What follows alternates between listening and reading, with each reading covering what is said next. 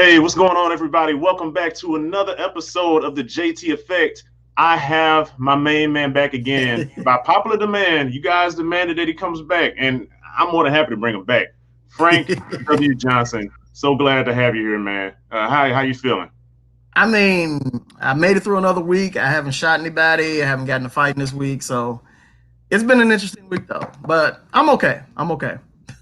All right, cool, man. Cool. Yeah, I'm glad to, like I said, glad to have you back up in here. A lot of it's funny, just in a week, so many things have happened just from us last talking. And I was just talking to a friend not too long ago. It's like, man, I'm basically just tired. I already like Yeah, kind of just I don't some stuff I don't even want to deal with because you're watching the news and you're seeing stuff and it's just like, man, this is insane. yeah. I need to take a break. So I've been doing just a little bit of unplugging here and there just so I can, Right. playing some meditation music just so I can kind of unwind and just detach a little bit so I can For your energize mental myself health. and get back. Yeah, yeah, For your mental health. yeah. So how have you been this week from the last time since we talked? Everything been good in your end? Yeah, I've done a little bit of early voting work this week. Going to some polls, and it's been some interesting things happening in Memphis with some career politicians here in the city. People don't like to be called out on the things that they have done or have not done. And we have some people and some groups that seem to be putting their business on Front Street. And so I was telling you before about, certain representative that has been in the Tennessee State House for about almost 30 years, who's been anti-black, anti-Memphis, anti-whatever. And somebody kind of found some money to put some not too appeasing signs up about about him around all the early voting locations. So, and he was upset, but it really wasn't a lie. It really wasn't. So, but other than that, things are confusing, and I encourage anybody to deplug as much as you can away from these social media sites, Instagram, Facebook, because we also know that there's a certain amount of psychological manipulation that's going on through these sites. And it's kind of like a talking gallery or yelling gallery, doesn't really reflect reality. And thoughts and feelings are being manipulated on a psychological level. So deplug as much as you can, repeat it. Go find you some books to read, because this is a very mentally exhausting time, and I think it's going to get a lot worse before this election is over with. Yeah, no, I definitely agree on that. And before we get dive too deep into this, I'm already in there, ready to get into Right. interview mode. But for everybody that's tuning in, thank you for tuning in. Thanks for coming to Fly Nubian King, the channel where we're gonna have this intellectual conversation, which I've seen what a lot of you were commenting that, oh, thank God, I'm hearing something like this. It sounds so Right. good. I'm glad to give it to you, and I know Frank is definitely glad to give it to you. So if you can to return the favor for us for doing that, just hit the like button, share it on your Facebook pages, share it wherever you can, text messages, through direct messages, whatever you can. So just hit the like button, leave a comment, let us know what you're thinking about this episode, and also just make sure that you subscribe to Fly Nubian King channel because I know I saw some people there. I didn't even know there was a channel. Yes, it's a channel, Fly Nubian King channel, and you're here on the JT Effect Show with myself and Frank W. Johnson, who is an activist and a teacher. So let's just go ahead and just dive right into it, man. For the major topic that let's just go run off to the races. So the question I have for you is liberal media and I guess just media in general Mm-hmm. is saying that Ice Cube went to the Trump team to help with the Trump's campaign plan for black people. Is this true? And if not, like, why did they say that? Well, even with the Ice Cube thing, I want us all to learn when we're dealing with our media. I don't care if it's so-called liberal or white right wing, as they like to say it. You need to take a step back, Hmm. and you need to kind of be slow in commenting, because a lot of things are being done now, and I thought a lot of things are going to be thrown out Hmm. to kind of amp up people's emotions and things like that. Now they're saying that Cube went to them, and what I'm kind of hearing is that he kind of didn't. And what I'm also believing is this is probably going to turn out to be a political ploy by the Trump administration to kind of get as many quote unquote black votes as possible. Now, our media industry has no problem with putting out false information. I mean, those of us that have lived through both Iraq wars know they will set things up and make things look all pretty to do what they want to do. And they will turn around and demonize certain other folks, that is out there. Like I tell everybody to go back to 1990 and look up taking the babies out of the incubators when they let this young lady, this Kuwaiti girl, speak at the United Nations. And her speaking, she said how the Iraqi soldiers came into the hospitals and took the babies out of the incubators and all these other kind of things. They let her speak at the United Nations, and if they have the whole video on YouTube, so you can go back and listen to it. It was gut wrenching, it was horrible, and it kind of really amped people up to kind of invade and attack Iraq at the time, and then ensure 10 years of sanctions, of harmful sanctions against Iraq. Well, what we found out later on is that the young lady that was speaking was actually the daughter of the Kuwaiti ambassador, and the Kuwaiti ambassador, her father, spoke right after her. And they never let people know that they were related. And the worst part about it too is the young lady was not in Kuwait when any of that happened. She's talking about how she volunteered to go to the hospital. No, she wasn't even in Kuwait when it happened. So they let her go before the United Nations and tell this lie to indict, Saddam Hussein, for something that he did not do. And they let this lie go forth so they could do what they wanted to do. And so with anything dealing with our media, I don't care if it's left wing, if it's right wing, we need to take a step back, especially in this climate right now, and observe as much information as we can before we start, spitting out all this, this hate talk and this person is this. Because I can probably guarantee you that in the next couple of weeks or the next month, we're probably going to find out it probably wasn't anything like that. Yeah, I mean, and that's something that I've just kind of noticed. So I was like, it's funny. He's getting a lot of heat, which is interesting from the liberal side. It's extreme heat, and well, the liberal media. I mean, the white liberal is more dangerous most times than the racist when they don't get what they want. And most people don't know that King talked about that. He talked about the white liberal.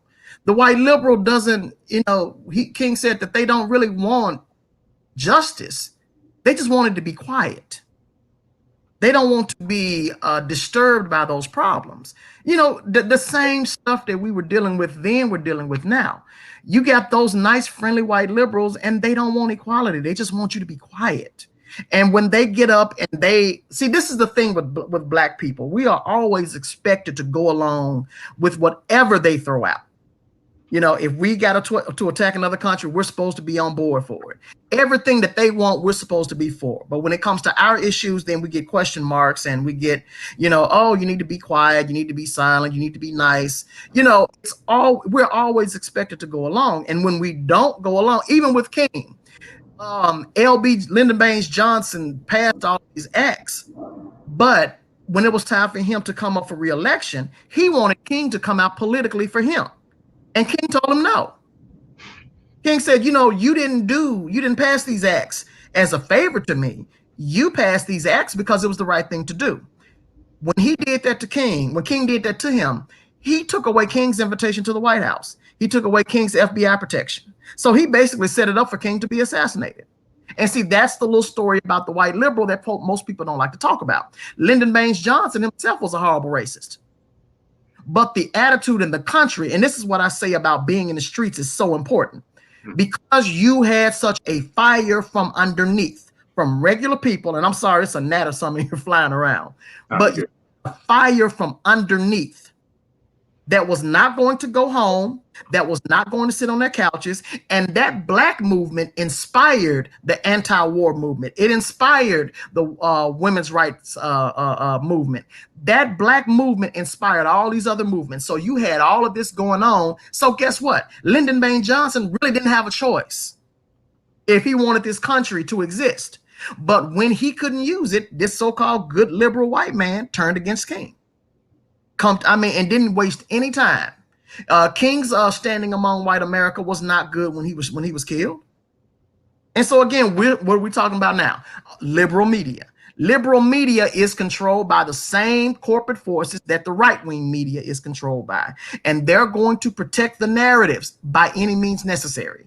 And they are looking now, again, they are just going to demonize people, anybody that they can that does not speak in the framework that they want right now. And they want this thing to be talked about in a certain way. And if you don't talk about it in that way, then they're going to call you. They're going to unleash the dogs on you. They're going to unleash the wolves on you. You know, that's why I tell everybody. And social media, we know now, is, you know, when you look at Cambridge Analytica, all these other things, they are part of this system. They are part of, you know, this whole psychological attack, you know, this attack really against critical thinking, and this whole attack against being able to ask questions of our elected officials, because it's getting to the point now we can't even question elected officials. You know, it's really funny. It's so many people are attacking it. Actually, you know, I saw something that somebody, a friend of mine, said. And actually, even before I get into that, everybody, just if you're tuning in, thank you for tuning in to Fly Nubian King channel. I really appreciate it. Thanks for coming to my show, The JT Effect. Just make sure that you hit this like button so that more people can see this, so that way it can get more attention and this message can get spread all across YouTube, all across the internet, because we need more people to hear stuff like this, because you're not hearing this in the mainstream media. You're not hearing this on the CNN. You're not hearing this on Fox. You're not hearing this on MSNBC. You're not hearing this. Just the straight, just truth of what's going on both sides, calling out both sides. You're not hearing that. So please make sure that you like and leave a comment.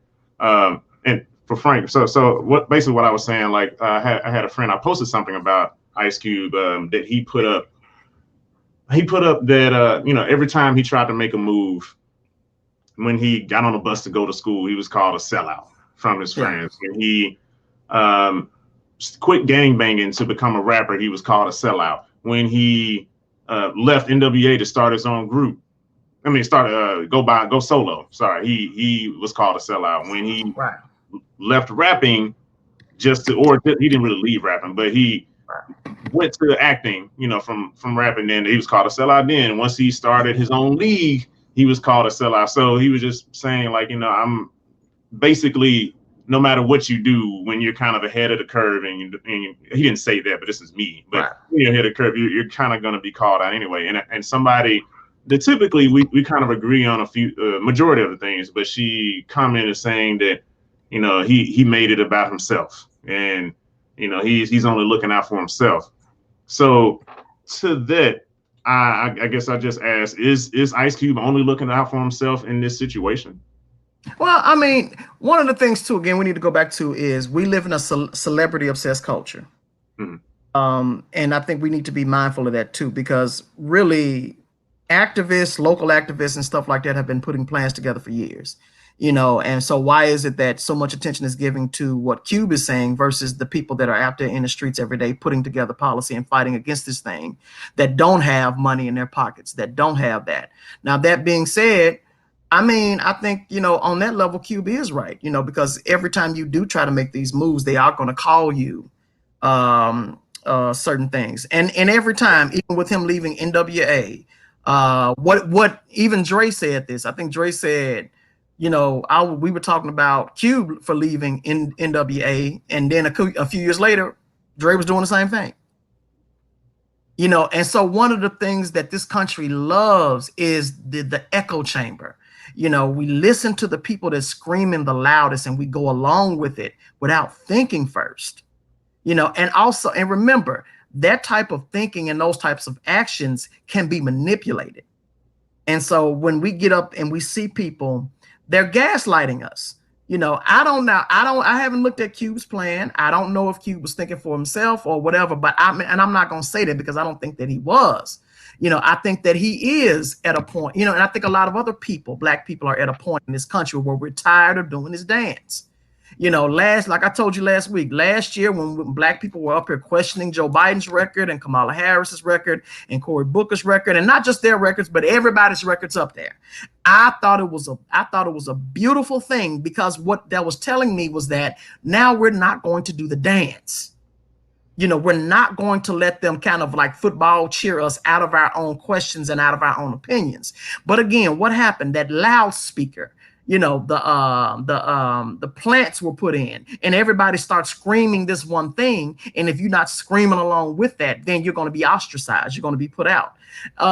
And this whole, and again, I'm not saying that Cube was thinking for himself, because I don't think that he was. I think that he does legitimately care about the black community. And I think now that he's saying something against the narrative, people are going to, they're going to unleash the dogs on him. And we see this every time. And then, a few months later, either people are going to forget about it, or we're going to find out that, the truth was not told as it happened.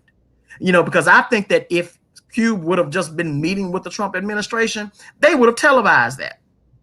Same way they did when Kanye came up there and Kanye was talking all outside the wall. I think they would have televised that. So I think that we need to wait and hold up and see what this whole story looks like. But at the same time, we need to pay more attention to what's happening on our local levels with our local people that are out here trying to put policy in, that are out here fighting against these things every day, because that's where the legwork is. King Stuff and Malcolm X and them work, they were in the streets. You had groups doing legwork their names are lost to history. We don't know, but we need to pay more attention to our local people, to our people that are actually in these streets saying these same exact things. We need to pay more attention and give more support to those people, and not wait necessarily for celebrities to come along with the same ideas that these smaller people were having. I think that we do need to do that. Yeah, I agree. I think that a lot of this is like this. I think that it's good that he is reaching out to. Yeah. Well, actually, let me clarify, because I'm saying the wrong thing. He didn't reach out. He created the contract with Black America, and they reached out to him. Both sides. Yeah, or they probably and probably he may have shown them something. They probably stole it and probably going to say, "Oh, well, Ice Cube." And then, like I said, a couple of months later, you're going to find out that something completely different happened. That's why I try my best to not resort to a lot of name calling. I know my country. I know where I live. And I also know that truth normally takes its time, because people are kind of pushing truth off into a corner to get ratings, to get clicks, to get, all these things and get all this attention. And so we just need to wait, and we need to hold off and, just wait and see what the whole story is on this. And again, pay attention to what's happening locally. And let's not be as celebrity obsessed about things. The work that we're doing here in Memphis. Strickland, when he put his panel together, he didn't pick any of the activists. He handpicked some people that nobody has heard of, that haven't done any work, and still has to come to the people in the street now because everybody recognized his panel. He even pissed off a lot of the old pastors here in the city because he didn't even select them. And so we just need to, not be as celebrity obsessed, but pay attention to what's happening with your local politics, with your local activists who are doing the work, who are being arrested, who are being set up. I got friends here now that show up for court dates and get jumped by sheriff's deputies in the courtroom showing up for their court date. But that's doing work. So let's pay attention to what's happening on our local level, to our local activists, because that's where you're going to see the real change come from those streets, from your direct streets. The funny thing to me is, objectively looking at this, is where so many people that you hear, especially within the Black community, where they're saying, we don't have a lot of money, we don't have a lot of influence, we don't have a lot of power to bring attention to certain stuff. And then as soon as you have somebody like a Ice Cube who goes out of his way, he doesn't even have to do, nobody told him to do this, but he went and the same person that I said that commented on my site, I won't call the person out or anything, but it's because like you said, we don't need to go to name calling and anything like that. Right. And I accept all kind of comments on my posts and stuff like this, as long as, you know, we're being respectful to one another. But she was very respectful. But, you know, what I explained back to her was that Ice Cube, I felt that he wasn't doing this to get attention to himself, because he already has enough attention. Like he doesn't have the same demeanor as a Kanye West, for instance. Like Ice Cube doesn't really just do stuff just to get in the news. Right, you know, because he's making moves anyway. Like all of the stuff that he did, he didn't really make a big fuss about it. He just did it. I was just talking to my friend about even how progressive he was when he did Friday. I mean, because if you just look at it just by itself, like, okay, he created the Friday movie, which was amazing. And it's like, great, that's a great movie. It became a cult hit, and a lot of people love it.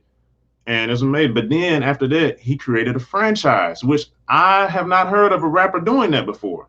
And also on top of that, he helped elevate some of those actors like a Chris Tucker. I think Chris Tucker was already on his way, but this only helped his platform. This helped him even more.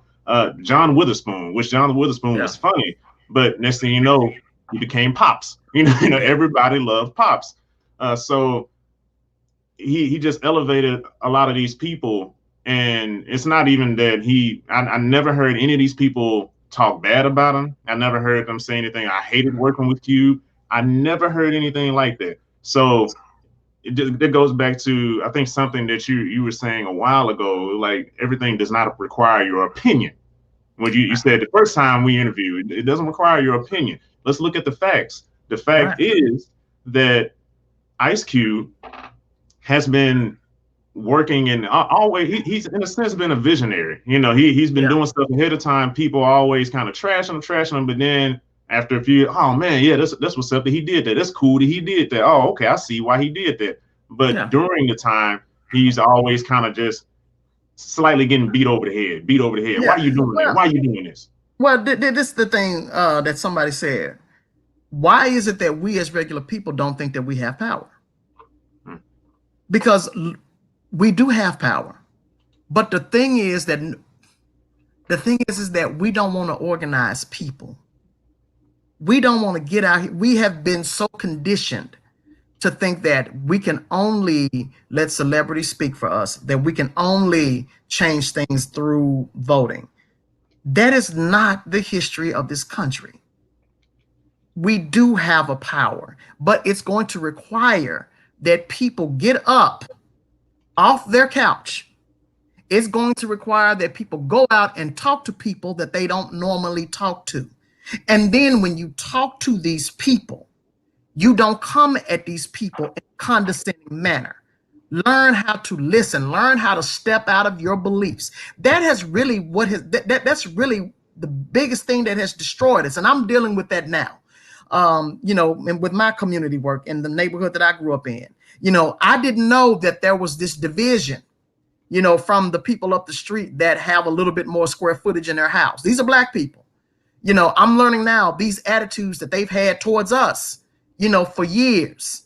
You know, we were considered less than, even though we got the degrees like they did. We own our houses, but our houses were just a little bit smaller than theirs. And they have this attitude to where, well, we're somehow better and more this than you all were. And that's not the truth. We are just as intelligent, if not even more so. And then you can't walk around with these negative attitudes towards towards other Black people that you don't like. You know, all this assuming that they're doing it. No, you don't know them. We have lost this whole thing, and we've taken on white ideals about our own community and about our own people. You're going to have to get your butt up and go into these streets and listen to people, do a lot of listening and realizing that those people that you're speaking down on are the exact same people as you. That's how you organize and create movements. We do not have to wait on anybody to do anything. We have to get in these streets. We have to talk to each other again. And we have to organize with people that we don't think that normally we would organize with. We do have a collective power. But it's going to involve moving your ass out of your little comfort zone, away from the Netflix remote control, and getting your ass up here and talking to Lil Bookie you know, who may sag his pants, or talking to whoever that may have 2 and 3 degrees. One of the most powerful things, and John, I know you heard about 2016 when we shut the bridge down here in Memphis. When you sat out on that bridge and we shut that bridge the hell off. I mean, we didn't shut it down, we shut it the hell off. And you know how big that bridge is. Wasn't nothing coming across that bridge. Nothing. And we are right in the center of this country. Guess what you had out there? You had the sisters out there with their AKA shirts on next to the sisters that was tattooed all up their necks. I got a picture where we have a GD, a gangster disciple, with a black Israelite holding an African flag in between them.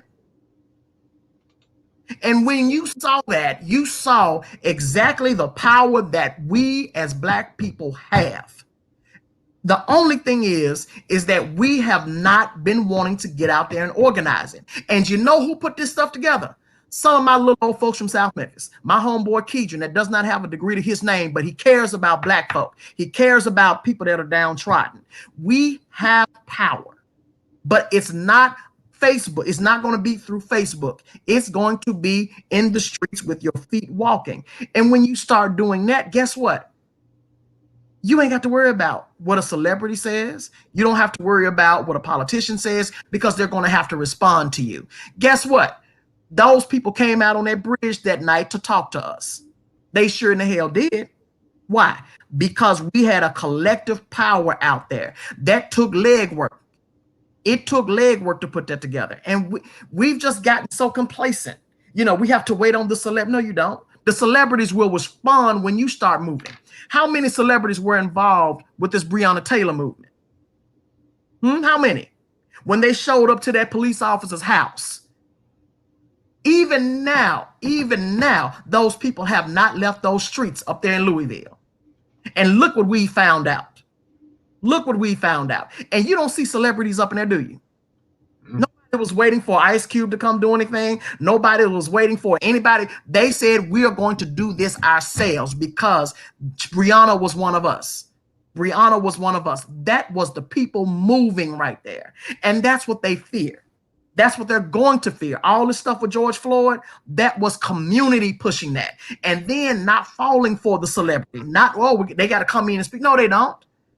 It would be nice if they would respond. That's fine. And I'm not dogging Cube out for what he did. But what I want us to realize is that there is power in us. And if you meet some Black folks that don't want to organize with you, then leave them the hell alone. If they're conditioned to go along with oppression, then you let them sit over there and be comfortable with that. But you call them out at the same time when they try to talk. But we have that power. We have that collective ability. But guess what? It's not going to come through Facebook posts. It's not going to come through Instagram posts. It's going to come when you open your door, go next door and talk to your neighbors. And what you're going to find out is you got more in common than you do.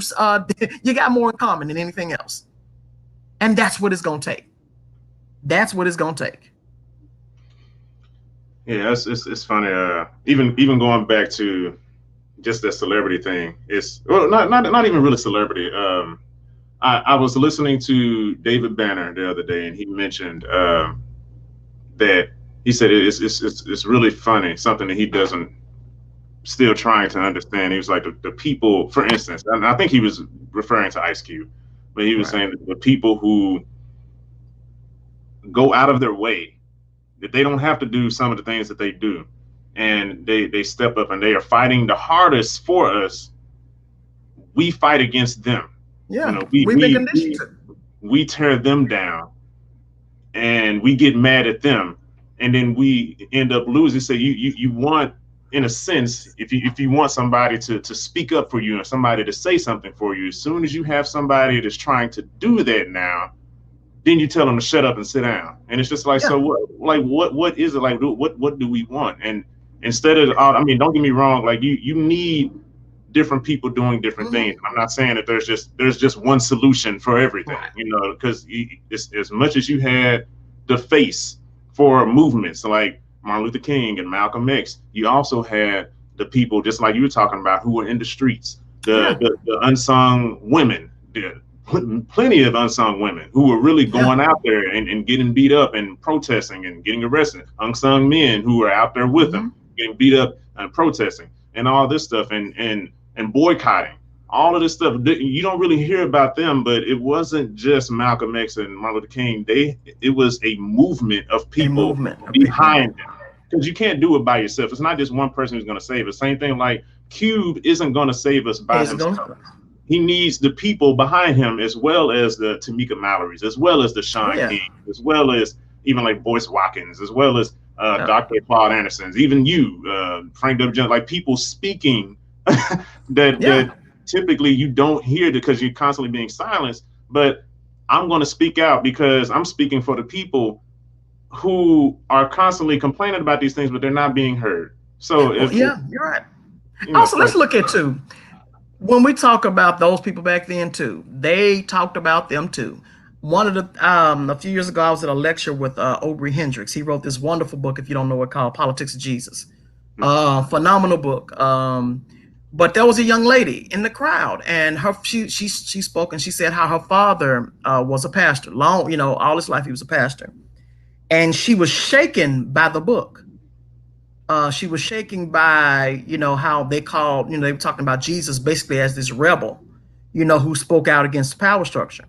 And she said that she had never heard Jesus explain like that to her. And she said, even during the era of King, she said her father, a black preacher, spoke out against King and said King need to go somewhere and sit down and be quiet. And these are the things that people did when people tried to make change. Like they say how King was so unpopular when he died, because look at what King had changed and he pivoted to. He pivoted to the United States as an empire.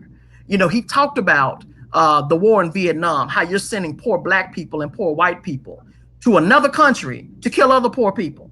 But yet you can't get rights here.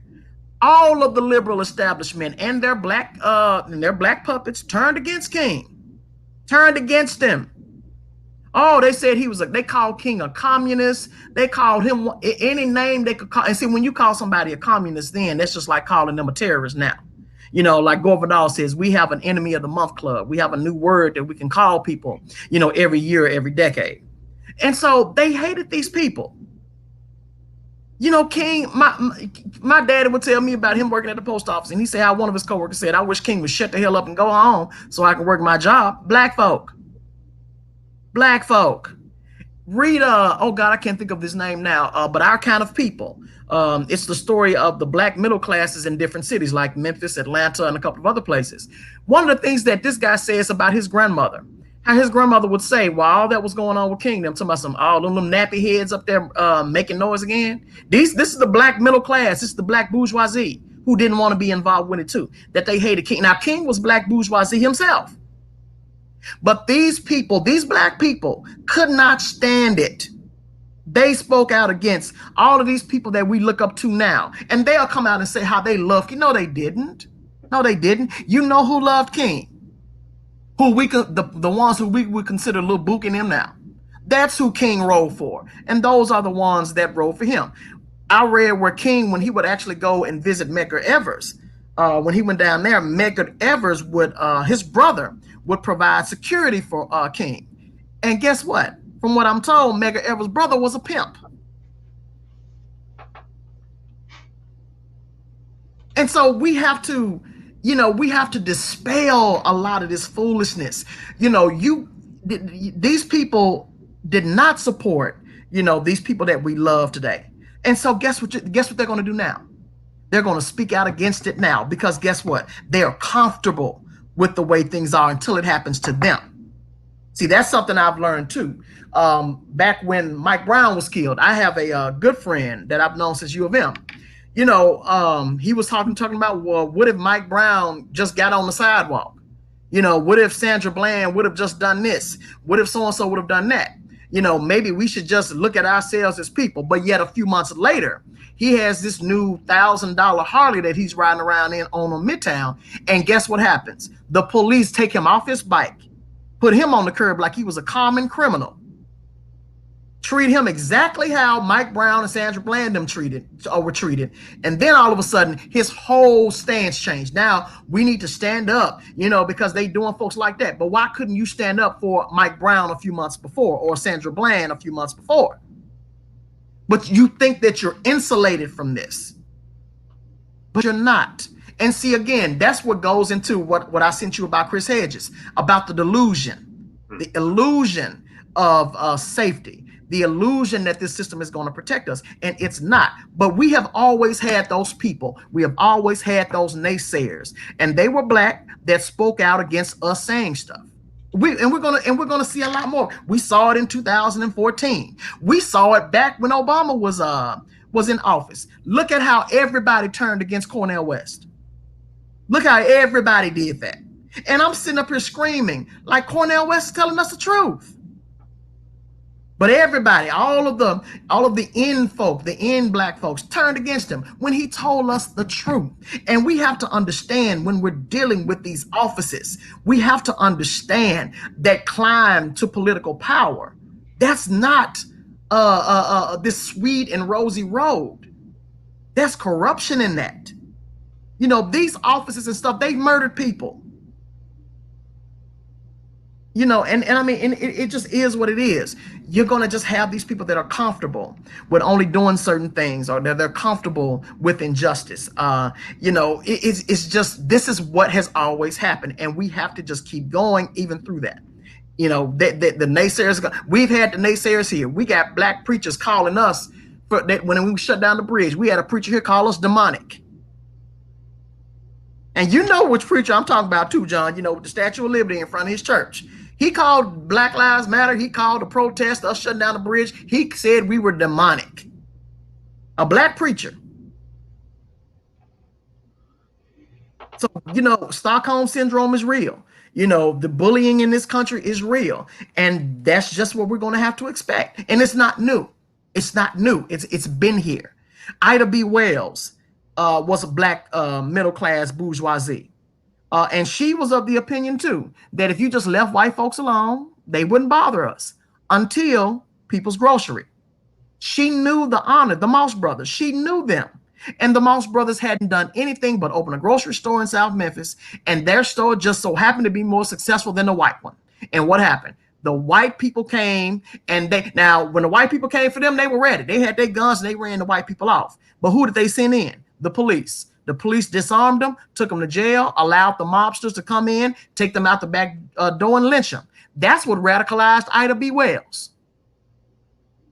And if you read the writings of Ida B. Wells, when sister said that every black family needs to have a Winchester rifle in a place of honor in their house to dispense the justice that the system refuses to give us, she was radicalized and she didn't turn around. And that's the way we have to be. And even after what happened to the Moss brothers, you still had black people ready to go along with it and assimilate into it. So that's going to be there. We just have to push on and expect it. Yeah, I really think, man, I'm sorry. I got so caught up in this conversation that I forget. Everybody that's tuned in, make sure that you are liking this video and just to show how much that you are loving what he has to say. If you have any questions, please feel free to leave them in the comments. We really appreciate everything that you all are doing. I mean, even from the last episode that you watched it and blew the viewership up, I really appreciate it. And I think even Frank was surprised by that. But yeah, like what you're saying is I was talking to my friend about it, and well, actually, before I do that, let me one more thing before we do. If for everybody in here, if you are having any issues with any money or anything like that, if you want to learn how to manage your money better, go subscribe to flynubianmoney.com. That's flynubianmoney.com. And again, if you didn't know that Fly Nubian King existed, it does. It's a channel that exists. So make sure that you go subscribe there, hit the notification bell, and hit the like button so that way you can get the notifications for whenever this episode of JT Effect, this show pops back up, and when we have Frank back on here to talk about even more things. So definitely subscribe and like.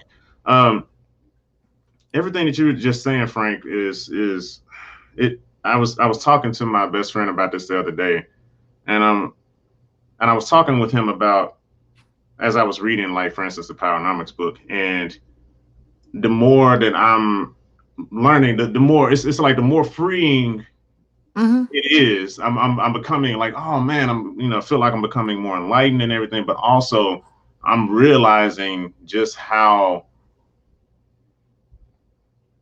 encaptured that I am. I'm just how trapped I've been, and or how many chains that I'm realizing. Oh crap, there's so many chains on me that I didn't even realize before. I mean, it's just I think it's kind of like, I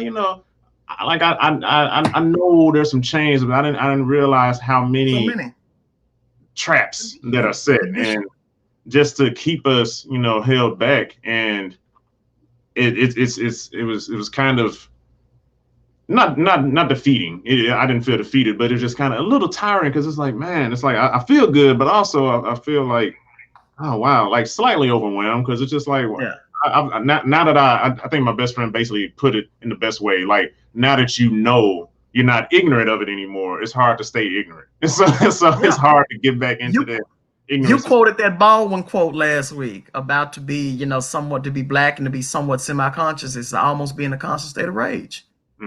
Because the more that you're learning is the more you can see the patterns. You see you see the same things. You hear the same slogans. And it's maddening, because what they say, the classic definition of insanity is doing the same thing over and over again and getting the same results. And that's exactly what we're doing in this country. And now we're at the end of it. This country, I really believe America's not going to get it's not going to get another chance at it. It's just not. I think one of your questions was, why am I still voting for Biden? If I don't believe in him? Because I believe in fighting on all fronts. I'm in the street. I'm trying to reorganize this whole community to be self-sustaining. I'm trying to learn the aspects of being our own developer, to bring our own people in to get creative control, of our community, so we can have gardens, so we can have all of these things going for whatever comes our way. We'll be ready to support ourselves through food. We even got an idea now of having a spot in the neighborhood where people can drop off old clothes, and then getting a seamstress or something to come along and redo those clothes and spruce them up and give it out to people that need it. Creating a self-sustaining environment and community, because look at what's coming. And I mean, I don't really even care who wins this election. Well, I do care, but I don't think that we're going to be able to stop America's decline now. And I really think that it's in a free fall now. And my neighbor, again, brought me an article about this Indian guy who said he was living in some country when the country collapsed. And we have an idea of what we think collapse looks like. It was given to us by movies and television shows. But one of the things that this guy said was his country had collapsed, but he was still going to the bar, drinking with his friends. He was still getting up and going to work. But his country had collapsed because we think that collapse looks one way. And I believe that is what has really happened with this country. We collapsed a long time ago, but we're still with this illusion that we're still going. And I think that now that it's just, we're at an end and we have to prepare. That means, casting your vote for, again, the lesser of two evils, but also getting in the streets and learning and preparing. Talking to people, forming relationships with your neighbors again, because that's how we're going to survive, through community like we did before. We're going to be surviving on each other. We're going to be looking out for each other's kids and teaching each other's kids. We have to do that in the front yard. At least you have a relationship with your neighbors to where you can do that. And that's what's going to have to happen. And it's going to happen whether we want it to or not. So that's why I'm still going to cast that vote for the lesser of two evils in Biden. But that's not my only hope. That is not my only hope. I'm not putting all of my eggs in that basket. I got eggs over here. I got eggs over here, because like I said, again, I think that this country is in free fall. But if there is a way we can maybe slow it down a little bit, yeah, that's why I'm going to cast a vote. But I'm not putting all my trust in it. I'm not going to do that. So I guess my question, because I'm pretty sure somebody will probably ask this, is what makes Biden seem more appealing in a sense than Trump? or He doesn't what? seem appealing to me at all. He doesn't seem appealing at all. So I mean, to me, there is no appeal. It's just like when you go to a restaurant and you hungry and they don't have what you normally want. You know, you order, say, the grilled chicken, and they say all they have is fried. You gonna eat the fried because you what? You hungry. But that don't mean that you like the fried. Hmm. So to me, there is really no appeal. I mean, it's just a slight difference to where, you know, we might not fall into fascism, you know, as quickly, you know. But really, to me, with Biden, there is no appeal as well. I mean, they're just two shitty candidates. And Biden has brought in neoliberalism like even Trump, and Trump has lived off of it. I mean, but it's maybe like a half-inch difference to me, you know. But you know, I'm not doing it because I think Biden is. I mean, maybe he'll slow the descent, maybe not. Because, like I told you, I still think that the country is you know, sinking, and I don't think really at this point there's a way around it. Now, if it gives us a little bit more time, you know, that's okay, and that's cool too. If not, hey, at least we tried that aspect. So let's concentrate on this other thing now. I guess what are the main things that stand out? I mean, because there's so many that Trump has done. But what are the main things that Trump has done, and that is bringing that fear of fascism to the U.S.? Well, and let me take that back, because I think fascism has always been here. Because we've had, you know, the racial caste and the racial issues for a long time. The problems that I knew what Trump was when Trump showed up, because I followed Trump's career, you know, from his career as a landlord, from his father, you know, who was a staunch segregationalist. Now, I do believe that the country is doing what it normally does, and it's putting all of the evils of it on one person and not talking about the system that created him. Now, let's go back and let's talk about, we left Clinton, who, you know, who was charismatic, who managed the empire a little bit better, and that doesn't mean in a good way. But what did you get after Bill Clinton? You got what? George W. Bush, who was basically a what? A bumbling idiot. We thought we couldn't get no worse. Then we get Obama, who was very articulate, and he managed the empire a lot better. He put a black face on an empire that was still killing people all over the world in its own. And what did we get after? You got Trump. So you see how our whole line has been descending. With each election, we've gotten worse and worse candidates. And like I told you last week, what you're going to find too is that Democrats have been undoing policy. And the policies they undo, the Republicans come right behind them and just exploit. When both of them actually have a hand in this. And also, this is what happens when you don't deal with these racial issues. This is what happens when you nationalize the Southern strategy, which, if you know, if your listeners know, go look at Lee Atwater and how he basically said, you know, we're going to use these trigger words all of a sudden, and we're going to be talking about black folks, and we're going to blame everything on black folks, and that way we're going to secure white votes, but we're not going to do anything for those white voters either. And so, like, Trump, to me, is just the personification of white supremacy and neoliberalism, you know, and honestly, he's just brought the end of the country probably a lot closer than anybody else. But he's a manifestation. He was vomited up. He was created. If this country keeps going, it'll probably create something a lot worse. Because again, we're not dealing with issues, and we're actually using those issues to manipulate people further. You know, we know race is an issue. You don't deal with it, but you use it to, say, turn poor white people against black people. Because look at these Republican states. They're not rich. They're what? They're poverty stricken. Now they're dying of coronavirus, I think even at higher rates than the black people were. You know, because many of these rural areas don't have hospitals because they refused Medicare expansion. So again, you're using this stuff to really push in neoliberalistic policies and privatization, and you've used it as a tool. Both parties have, and now we are just in a situation that, you know, that we've created, and that it's really going to further the end of this country.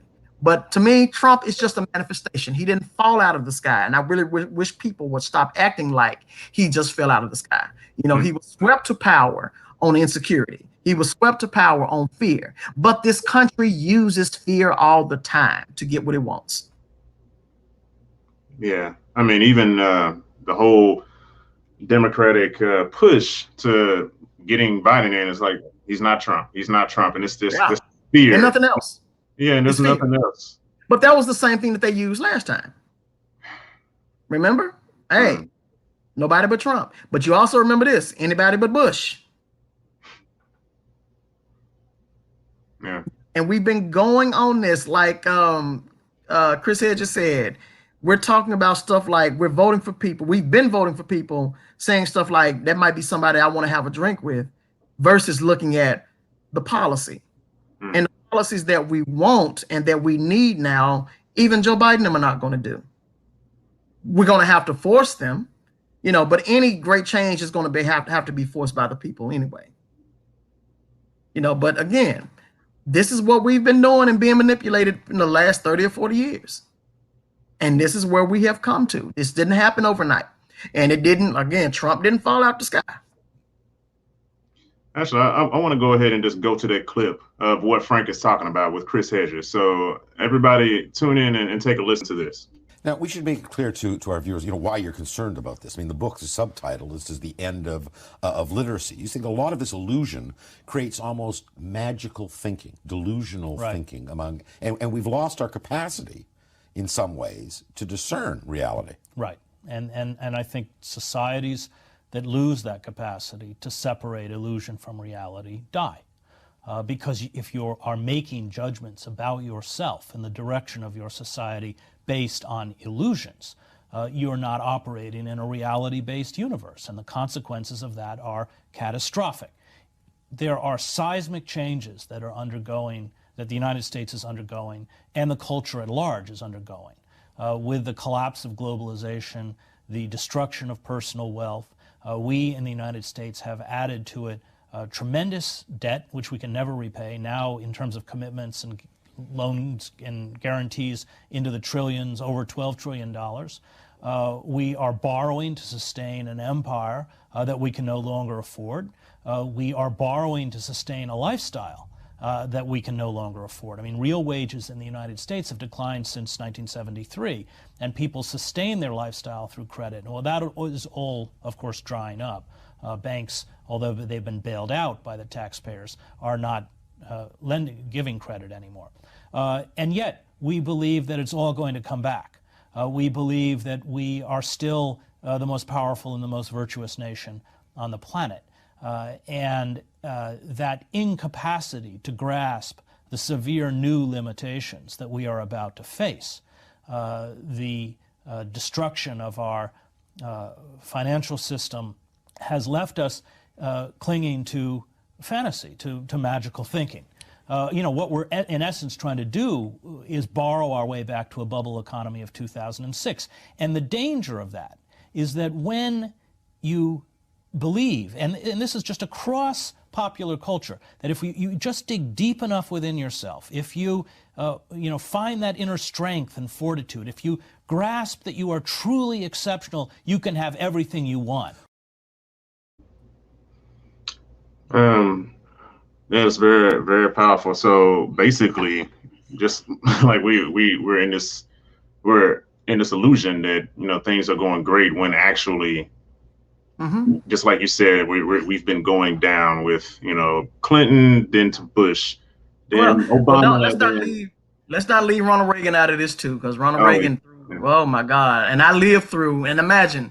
I lived through Ronald Reagan, and those were like his policies. He's the one that they say broke the backs of unions because the air traffic controllers had gone on strike, and I think this was early 1981, and he fired all of them. And it's just amazing how the pro-small government people had nothing to say. A president fired private workers, and they said that was the straw that broke the back of unions. And look what we have now. We have right-to-work states where basically they can fire you for any time for no reason.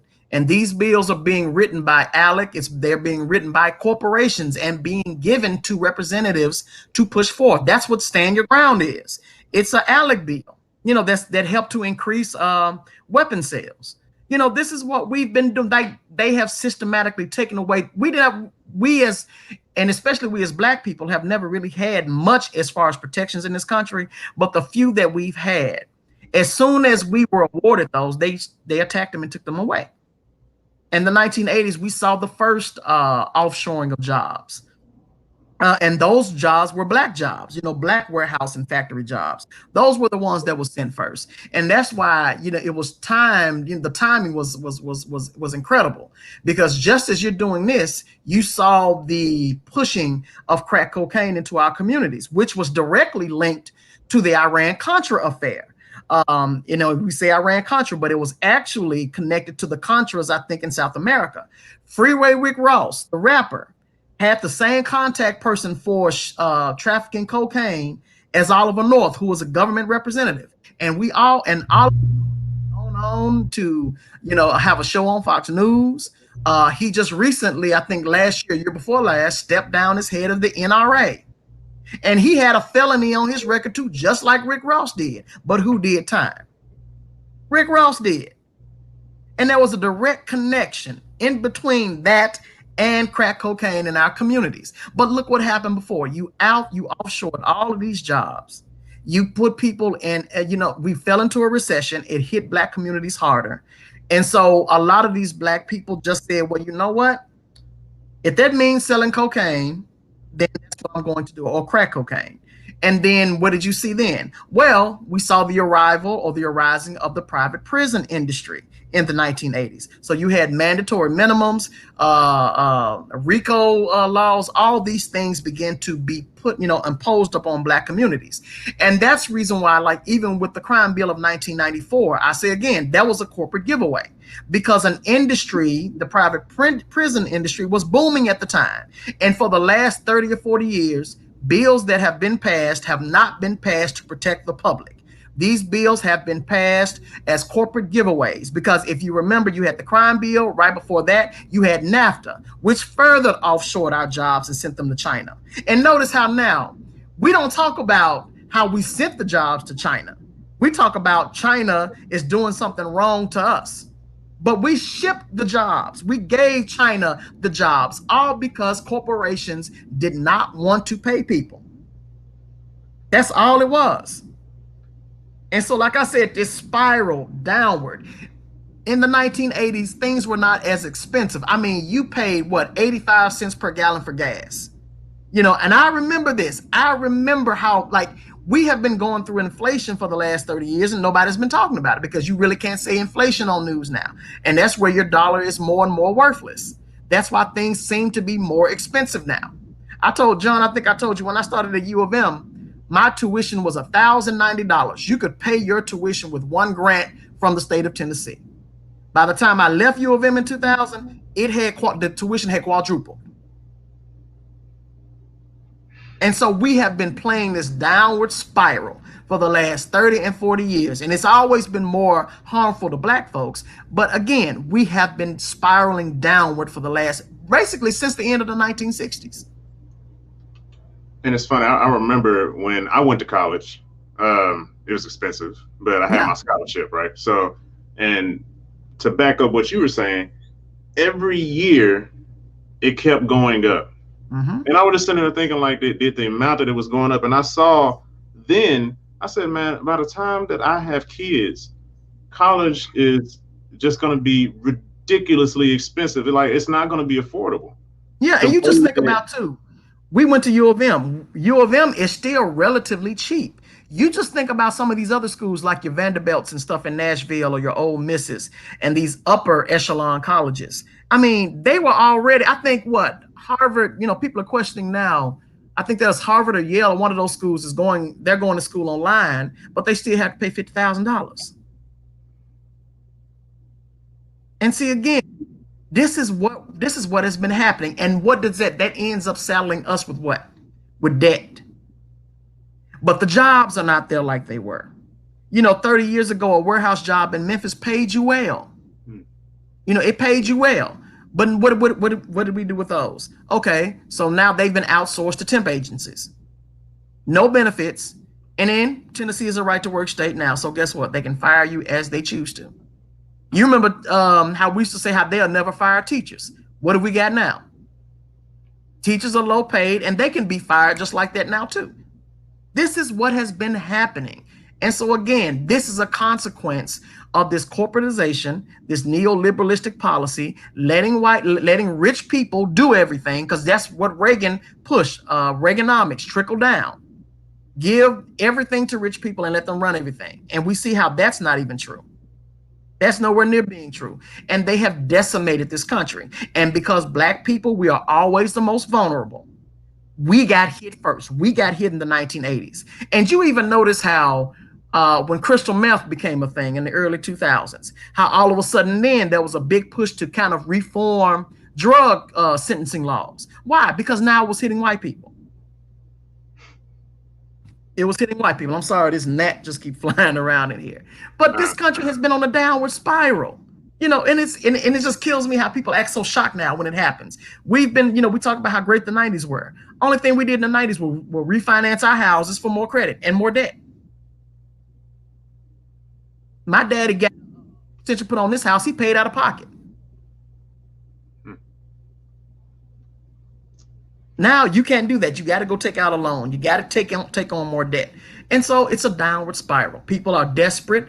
And now we're just in this pandemic, just exposed everything that we've been saying for years. It showed it to be true. I mean, from healthcare to how the police treat us to how we're not protected on these jobs. Alan Greenspan, if you don't know who Alan Greenspan is, he's the father of our basically our modern financial system. He's disappeared since the crash of 2008, which is, I think, he about the only one that had enough sense to do that. But at one time he said that worker insecurity is a good thing for the economy. You know what worker insecurity is? People being afraid for their jobs, afraid of being fired. That's good for the economy. And that's what we've been living with. We've been living with these people who don't live like us, making decisions for us, but they don't have to live. They don't understand what it's like to have to pay rent, to have to do these things. And then they promote people to these so-called higher positions that just parrot what they say.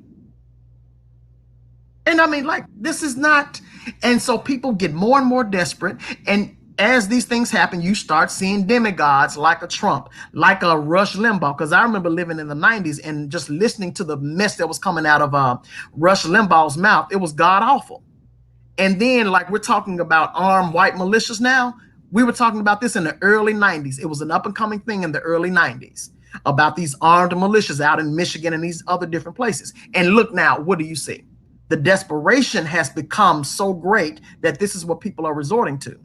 So again, Trump didn't fall out of the sky. Where we are now, we didn't just show up here by accident. This is policy, anti-worker policy, anti-black policy, and pro-rich policy, all rolled in together. And this is what we have created in this country. And like Eddie Glaude said, this is who we are.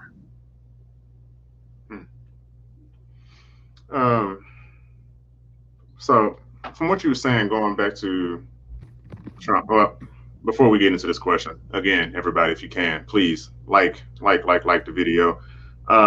Make sure that you subscribe to Fly Nubian King so that you can see more of these videos and we can get more of this out to you so that more people can, this message can hit more people. Also, if you are interested in starting your own business, if you're tired of working for these people who, who just do not care about you in the least, and you want to start doing more, be your own boss, and you can start helping your own people, because we need to start doing it more. Go to flynubianbusiness.com. That's Fly Nubian Business, FLYNUBIANBUSINESS.com, because we need more Black businesses. We need to support one another. So let me go ahead and go into, since you were talking about Trump, clearly didn't just fall out the sky. Let's circle it back around to Ice Cube, since that was kind of kicked off the topic. So when he got all this heat for meeting with them, so they say that the first thing that they say, that Trump is racist. He clearly doesn't like Black people. He can't be trusted to do the right thing for Black people. Even though both of the campaigns like the Democrats and the Republicans, they reached out to Ice Cube to go over his contract with Black America. Yeah. Should Ice Cube just not have met with Trump's team, like, at all? Ooh, I mean, I agree with your question. I don't even know what to say behind it. Because if you look back in history, like what I just said about Lyndon Baines Johnson, he was a horrible racist. You know, at this point, John, I don't even have an answer for that because I don't know. You know, this place is in such, I mean, it's such a horrible state now. Yeah, because I guess for me, I look back at I mean, but you already spoke on that too, of how Martin Luther King was looked at the time. But he even, let's say, reached across the aisle. So he met with Nixon a few times, even though, like, we know how Nixon turned Nixon out. was well, you know, Right. Malcolm X actually did. Fred Hampton Malcolm X had met with a couple of neo-Nazis and talked to them about some stuff. Oh wait, sorry, did I say I meant Martin Luther King. Sorry, not Malcolm. Martin Luther King reached across the aisles. And, Well, I wouldn't say that they reached across the aisle. I guess they probably just reached and they just had a talk. right, yeah. That whole thing about reach across the aisle too, I kind of don't like that because you usually get your hand chopped off if you reach across quick.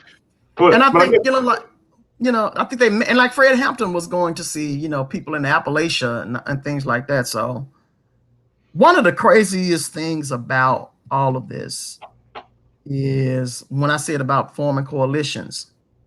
It's going to be real hard, but there does need to be some type of headway made with poor working white people.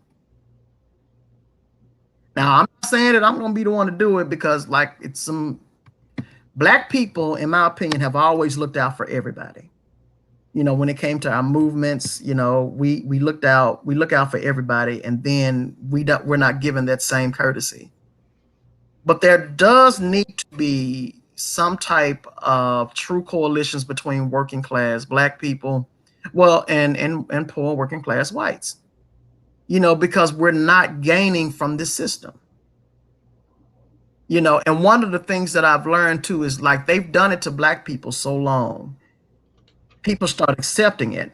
Like one of the things that, like what Lee Atwater said, we're going to say that everything, we're going to talk about forced busing, we're going to talk about big government, and we're going to have these white people on our side, but we're not going to do anything for them either. And they haven't. But they still believe the illusion, like so many Black people still do. But I do believe that there needs to be a coming together of working Black people and working class white people. It does. How that looks and how that comes about, I'm gonna have to read some more up on Fred Hampton to see how he was able to do it, and to see how Malcolm X did it. Because there's so much misinformation on all sides of this, and that's on purpose. And I don't know who's gonna do it. I don't know, but there has to be some type of movement that comes out, of this. A lot of these white people know how the police treat us. Jane Elliott, the famous teacher who came up with the blue eye, brown eye test. She did something, I don't know how long ago this was, but she had a room full of white people. And she asked those white people, raise your hand if you want to switch places with Black people. And nobody raised their hand. And Jane Elliott went harder. She said, y'all misunderstand the question. If y'all think that Black people have it so good, how many of you would switch places? And from that, she said, see, what you're telling me is this. You're telling me that you know what's happening to Black people. You understand perfectly how Black people are mistreated by the police and by the system. But that shows me how you don't want it for yourself, but you do know what's happening. You can't live in this country and not know that. But I think that we've gotten to the point, and even among Black people, that it's not happening to us, so it's not a problem. But what we don't understand is that if it is happening to Black people, eventually it's going to happen to you, because power is not going to stop with one group of folks. And that's what we've seen. We've seen the expansion of the police state from Black people to everybody. You know, we know that they've always watched Black communities. They've always watched our leaders. They've always surveyed us. They've always over-policed us. And what do we see now? It's expanded. It's expanded to everybody at this point. So when King said, you know, injustice anywhere is injustice everywhere, he was exactly spot on, because power is not going to just stop. Power wants more power. Mm-hmm.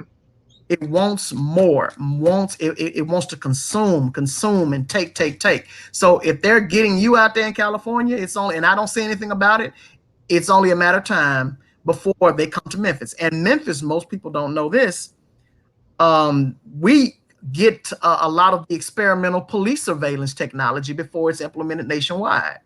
There was a protest outside of 201 Poplar, which is, you know, John, our jail. The riot police were sitting inside with these shields. We call them the Marvel Captain America shields, because that's exactly what they look like.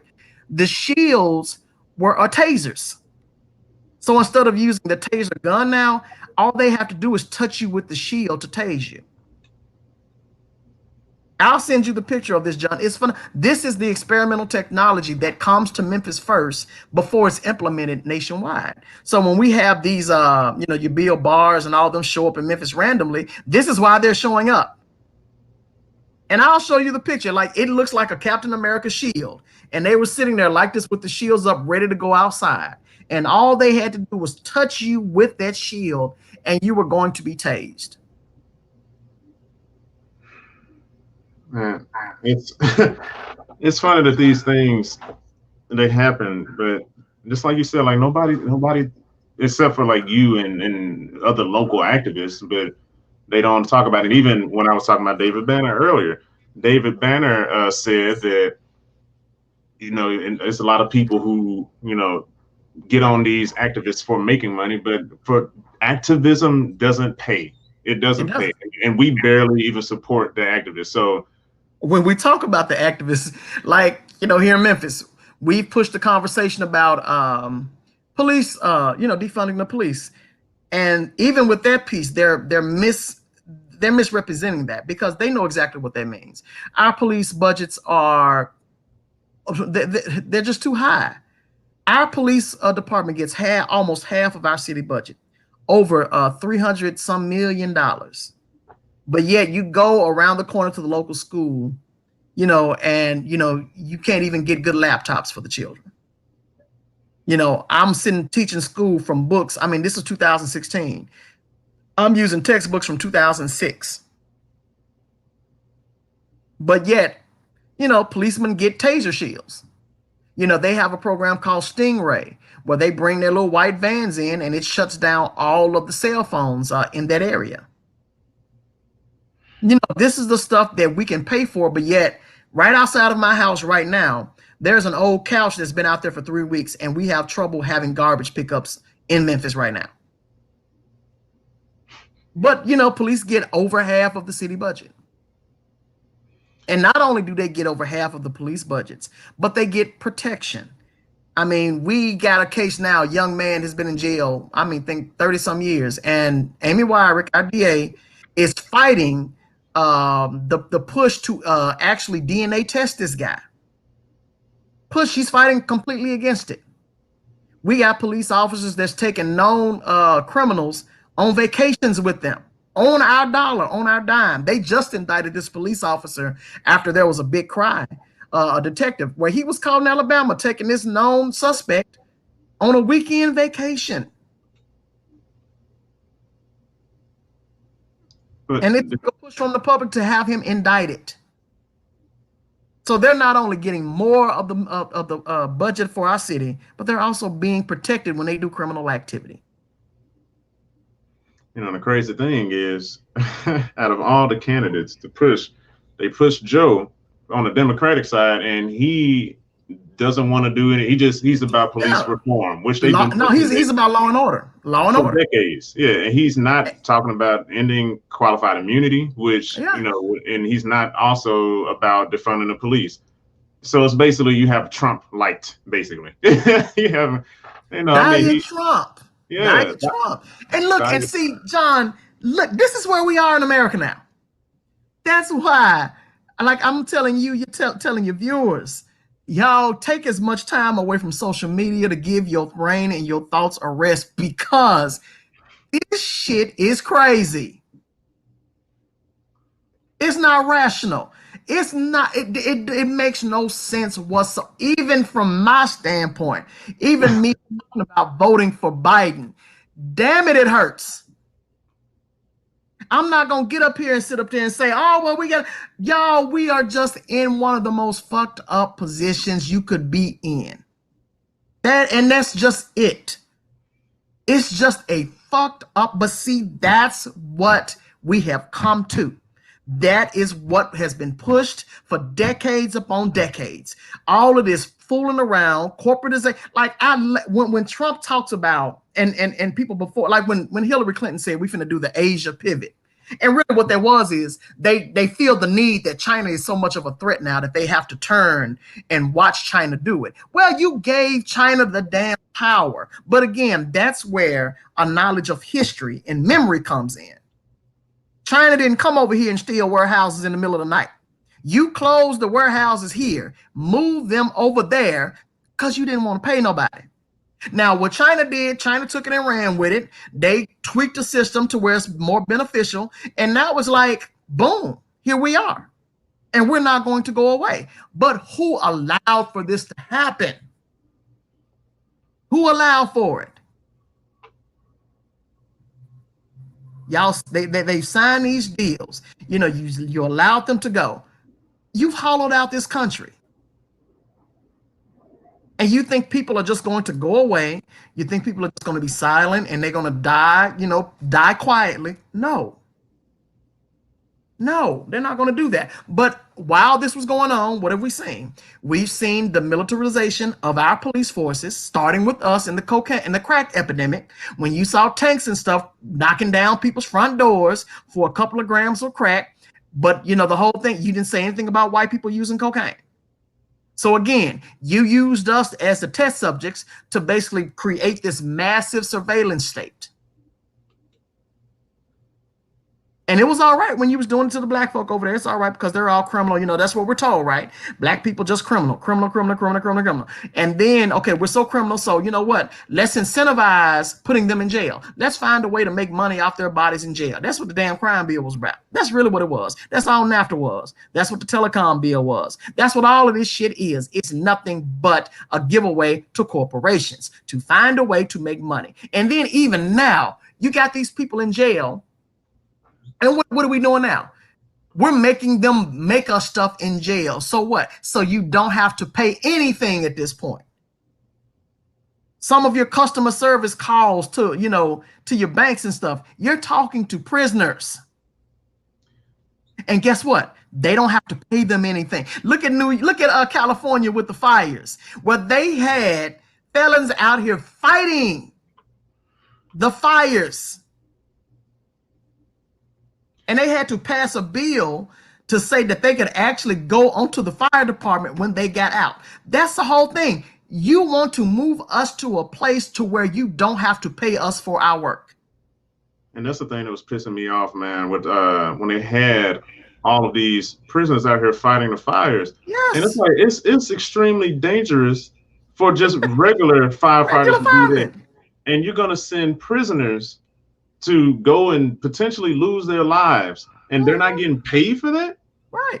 Like I mean, don't get me wrong. I'm not just trying to wash away what they did, but if they are accepting, like, hey, okay, I'll go help fight this fire, you need to pay them, or you need to do something like, hey, we'll shorten your sentence or something. Mm-hmm. Yeah, but see, that's what they're moving us towards, John.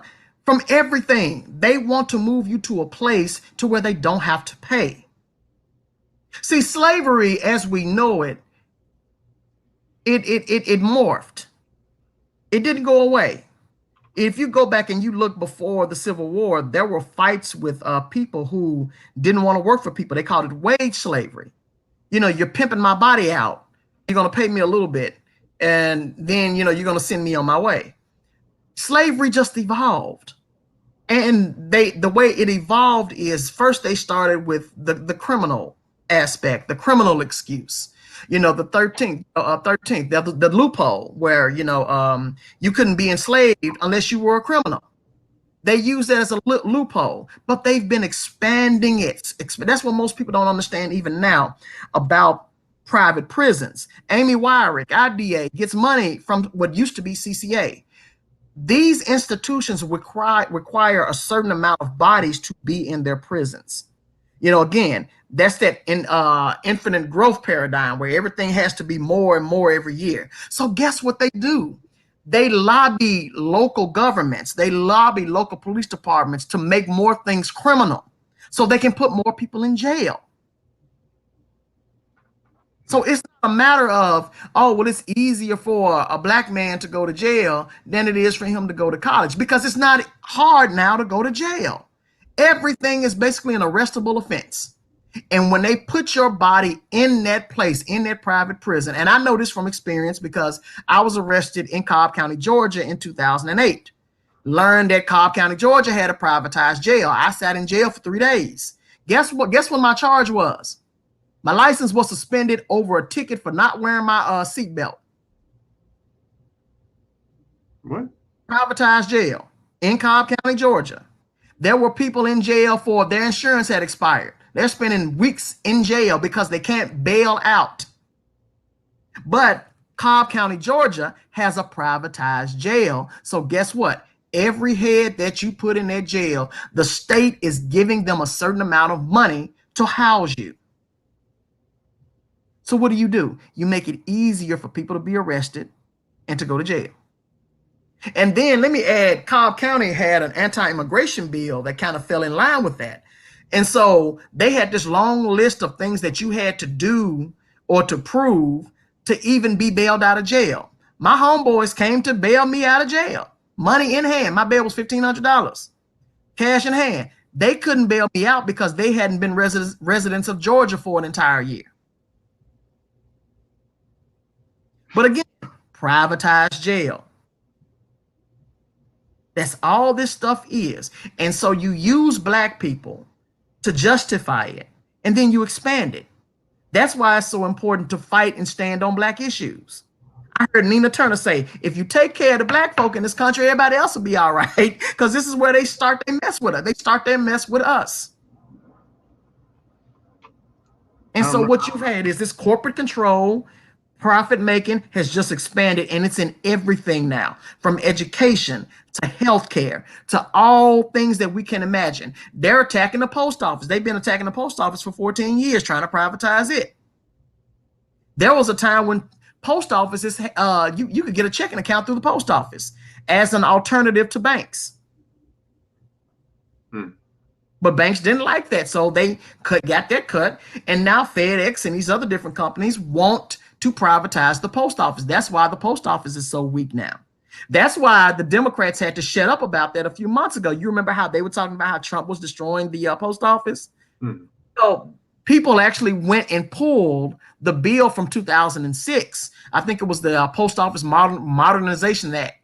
And the post office now has to fully fund their pensions for 75 years for people that haven't even hired yet. Does that make any sense?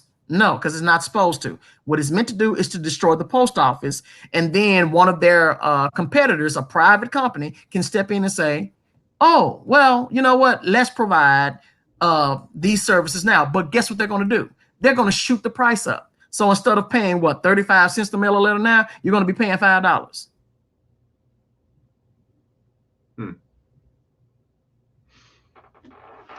Man, that's I remember when you were talking about because you said this before in the first interview we had about what you found out about with their private prison, how much they were making on you every day. Yeah, that you were in jail. I think Cobb County made about, maybe was it $2,000 a day? So they made about $7,000 on me being in jail for 3 days. Wow. And paying for that from tax money. And they can also sue if they don't meet their quota. They can sue that county or that state, for not having enough heads in those beds.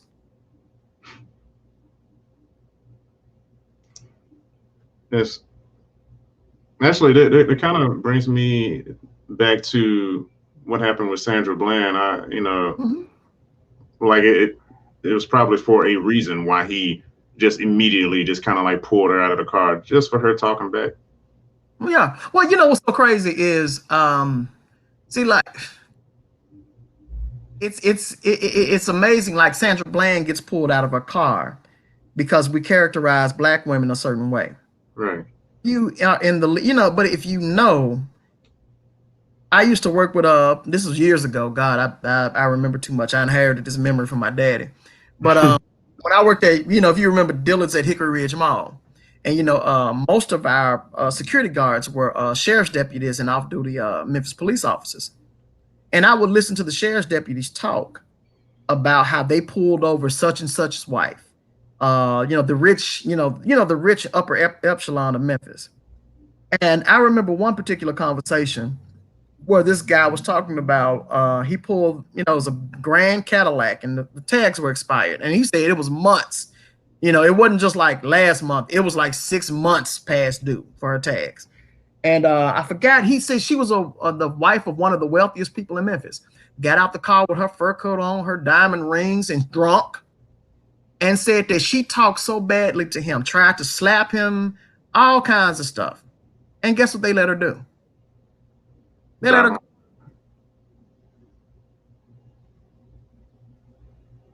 And so when they get up here and they say, well, Sandra Bland was being disrespectful, well, Sandra Bland was irritated that you were pulling her over for something so silly.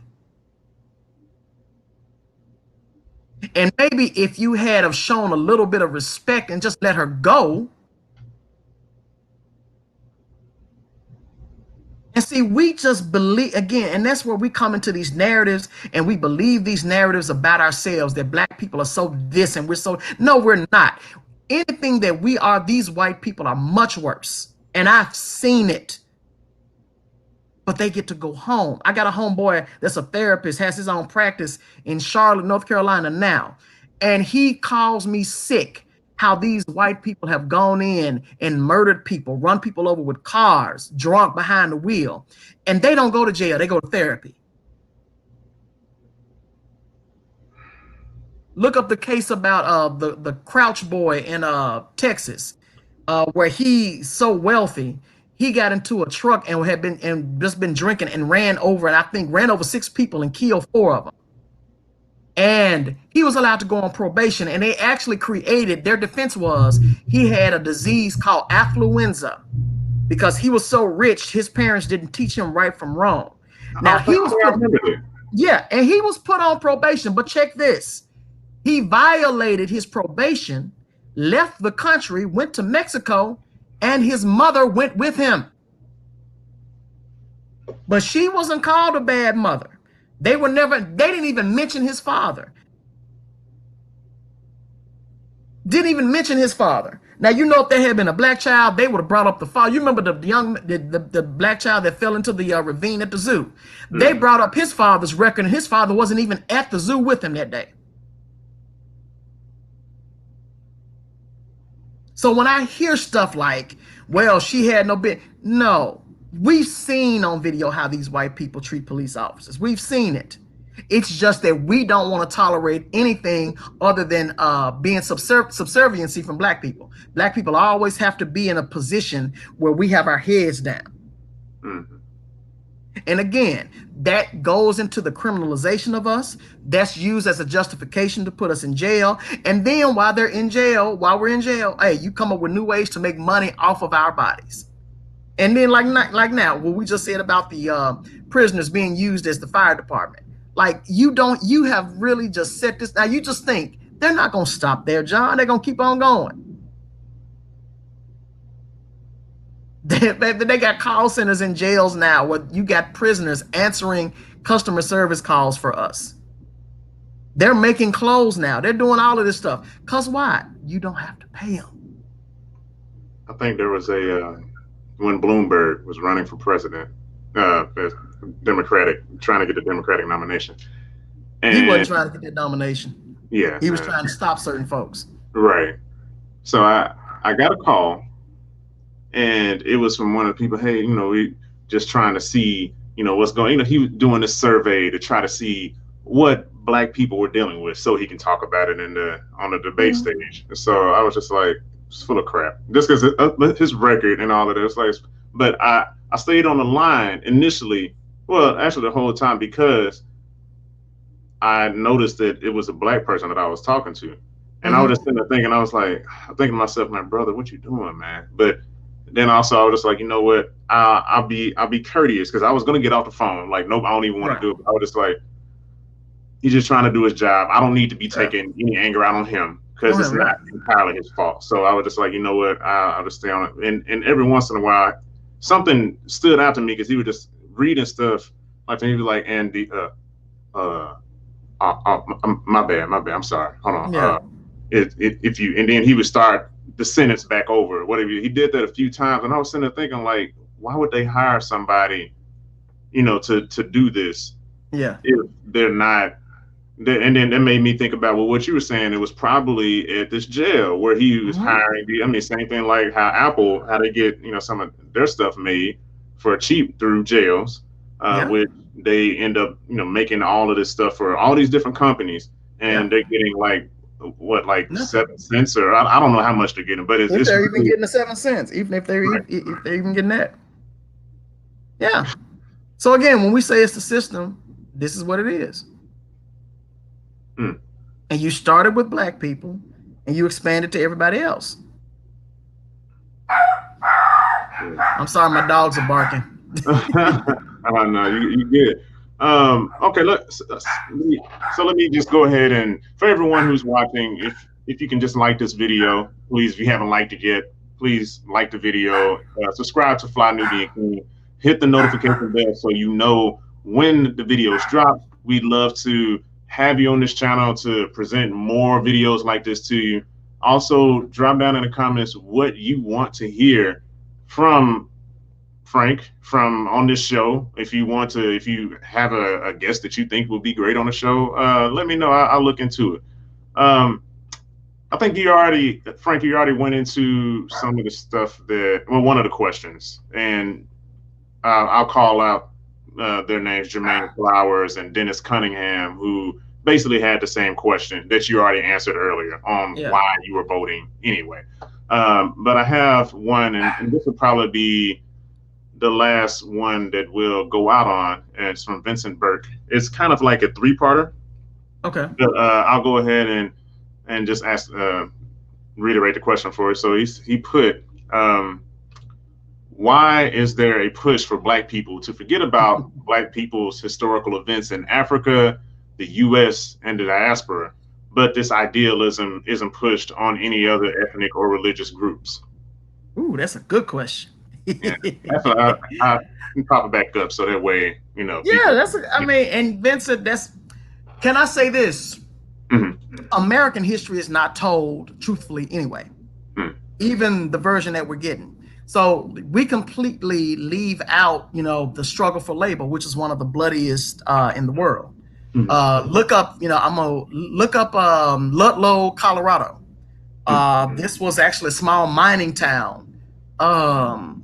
They were working for the Rockefellers. It's one of those lost stories in American history, but they got tired of the labor practices. And so the miners, they went on strike. And the Rockefellers sent their goons in, opened fire on them, massacred, set the tents on fire, massacred those people, wouldn't even let the Red Cross come in and treat folks. There is always an attempt to reassure the lie. And America loves to present itself as that shining city on the hill. Just like what Chris Hedges said about this ideal, that we're so great and we're so noble. It's a lie. And so this country started on genocide. It started on enslavement. And so what they have always tried to do, and they still continue to do it now, they always try to wipe away the true history, because it messes with the ideal. They'll kill us for their ideal. They'll kill us for what they believe they are. They just cannot deal with it. And so they erase these things because it goes against, it flies in the face of this, what they consider themselves as this Christian ideal, or this ideal of America being so noble and this beacon of hope in the world. It goes against that all the way. And they believe in that. They believe in this delusion. Even now, America has been wreaking havoc around the world since World War II. And they, even King called it he said the United States is the greatest purveyor of violence in the world. That was in the 60s. Do you think that has gotten better? But they cannot deal. They have to maintain this illusion that they're better and that they're closer to God than anybody else.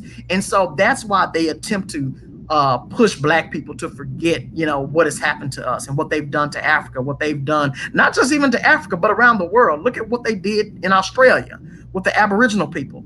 Look what they've done in India with the East Indian Company, what they've done in Mexico and Central America. Like, they have done it around the world, but they want to tell themselves that it's all for a good cause, that we're closer to God and we're Christianized. No, you weren't. And again, it's this battle for the illusion, not the reality. That's why we can't move forward in this country, because they want to hold on to this illusion with grim death. And that's, like I said last time, we are the only people, and I'm not talking about Black folks in this country. Americans are the only country. We are the only people that don't know what this country is doing around the world. Everybody else knows how America operates. Everyone knows but us. And we still, and that's why I get frustrated when I hear Black people try to hold on to that illusion, because it's not true. But they have to hold on to this illusion because it's all they have. We have spread so much death and destruction around the world, and they cannot comprehend that. It goes against what they tell themselves. And we believe these illusions. We love talking about how Black folks don't see reality and we don't see the big picture, but it's actually this country. We don't see it. And these white people love their delusions. That's why even now, as it collapses, they still want to hold on to this idea. Like, this is not who we are. Yes, it is. Yes, it is. When we talk about Jim Crow, we talk about what happened in Germany. Those people from Germany studied Jim Crow to figure out how to suppress and marginalize those Jewish people in Germany. They came here and studied Jim Crow. We export this. We export this. The reason why one of the most oppressive regimes in the world is Saudi Arabia, one of our main allies. If we stop supplying weapons to Saudi Arabia right now, that royal family would probably fall overnight. But it's this delusion that they have to maintain, that they're the shining beacon of hope in this hopeless world. And that's why we can admit what other countries do, but we can't admit what we've done, because it's going to destroy that delusion. It's going to destroy that illusion that they have about themselves. I guess that's why there's so much of which also is another reason, which kind of makes, it does make Trump dangerous. Because I think about this stuff too, even though both candidates, like you said, they really suck. Yeah. But there are certain things that do stand out to me about Trump that, and this is my personal opinion, that make him stand out to be worse in certain ways, just because he emboldens his white base, where I think he was talking about, I guess, our history books, and he was saying something about basically teaching us to be anti-American. Yeah, it's the 1619 Project. Yeah. Right. So and stuff like that, or even just this illusion again that, America isn't racist and all that, and you're just feeding the flames of, whereas ultimately us as a people entirely, just like you said, if we help Black people, then that could help everybody else. But also, if these people, if they stop lying to themselves and you allow truth to come in, the world can also start becoming better. But if you keep fanning the flames of lies, and you keep at it, even like, well, it was a few years ago, I think I read something where they in Texas. It was like their book, history books. I don't know what they exactly, because I can't recall it exactly. They were right saying how it wasn't slavery, but it was they were immigrants. Right, or something like that. And it was a couple of other things too, because they were saying like Native Americans weren't forced out; they voluntarily moved to give the settlers more space. And I know what you're talking about, because Texas and California set the standard basically for textbooks, because their states are so large. So pretty much the textbooks that they buy are pretty much going to be the textbooks available for the whole country. And now, Chris Hedges has a show on RT America, where they actually delve into that more about the writers of these history books, and where they're finding like a lot of people that are on these history books didn't write the books, where people are just writing the books and they're putting people's names on it. And the writers don't even know what's in the book. And basically we're getting the same textbook, just in different color, just under a different cover. Mm.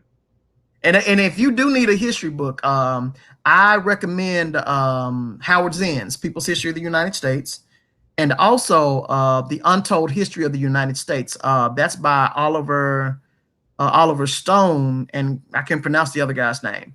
But there's a companion series to that one on Netflix, The Untold History of the United States. And it's fascinating. And I know Howard Zinn's book, they've tried to ban his book in a few states, Arkansas and Indiana, because Howard Zinn, my God, the book is so awesome, because he starts with the Black and brown people, the original peoples, to Hispaniola, which I think we now know is Cuba, and how these countries and these these islands were Black long before white people got here. And Howard Zinn was actually a professor at Spelman. He was actually the teacher for Alice Walker, who eventually goes on to write The Color Purple. So check that book out. Now, I'm all for it. If they try to have books and stuff banned, then look, I'm going to go look those books up. And also, Amazon has a series called the Forbidden Bookshelf, and these are books that were written about powerful families in this country, and they weren't banned per se, but the rich people actually got the publishers to stop publishing the books. So yeah, so the information is out there, but the true history of this country, from the black and brown people standpoint, and to poor white people standpoint, if they told the truth about it, this country would probably see a revolution overnight. Yeah, it's a lot of stuff that I even accidentally ran across when I was just doing stuff for just my own creative projects. And even like, for instance, Mansa Musa, I never knew anything. I was never taught. And I learned a few more things about us in college, which I was mad about that I didn't learn about in high school. But even outside of college, just on my own, that's where you're going to learn the most, is on your own. How much of this, I done took economics classes and I never learned about redlining. You know, it was something that happened to me. I think this is a little bit before we met. And it was trying to refinance my father's house to get a roof put on. And Shelby County saying that the house is worth this much, but the lending agency is saying it's worth much less. Made me go look up redlining. And this is an economic term that I never learned about in all the economics courses that I took. You know, I never learned about it. So the things that affect us the most, we don't learn about it in school. We have to go and learn about these things on our own. And luckily for me, I had a friend that did real estate. And when I learned about it, I would call and confirm, you know, with her. And I remember she responded this way. I said, so this redlining thing, she said, yeah, big dog, that's how they destroyed our communities for so long. And it just rolled off her lips, just like, you know, oh, you just learned about this. Well, yeah, that's how they have sucked life out of our communities for decades. She's like, yeah, dog, you on the right track. Yeah, I knew this. So the biggest education that you're going to find is in books and following, following these cues, you know, to the end. You know, I wasn't going in trying to find all of this, but you start seeing how all of these things are intertwined. They're interconnected. You know, all of it is connected to, just think about this, where you got a few hundred people that can come into Memphis and cause all of our property values to just skyrocket and rents to skyrocket for no reason at all, other than the fact that they just want to buy property here. And it gets so bad to where it becomes so expensive for people to stay in an area that they've been in all their lives that they have to move. But this is not, you know, the people in that community. These are people that live thousands of miles away from us making these decisions. You know, we got people up in Nashville that hate Memphis. They make laws about Memphis, but they live hundreds of miles away from us. Just think about how messed up that this system is. But we're expected to live peacefully, you know, by the rules of this system that don't make sense, and basically be victimized by it whenever they feel like it. And you're supposed to shut up and be quiet as you're suffering by it too. I don't know where in history that they've done it where people have just suffered silently. I don't know what it has happened is, but that's what we're expected to do. And I don't think it's going to happen. All right. Let me everybody who's still watching, make sure that you hit the like button, and I appreciate you all for sticking with us. We're getting close to wrapping this thing up. I still want to finish off Vincent Burke's question. So I think he already answered, like, why do some Black people accept that narrative? But there was also, how can we change that narrative and transform Black communities? Tell each other the truth.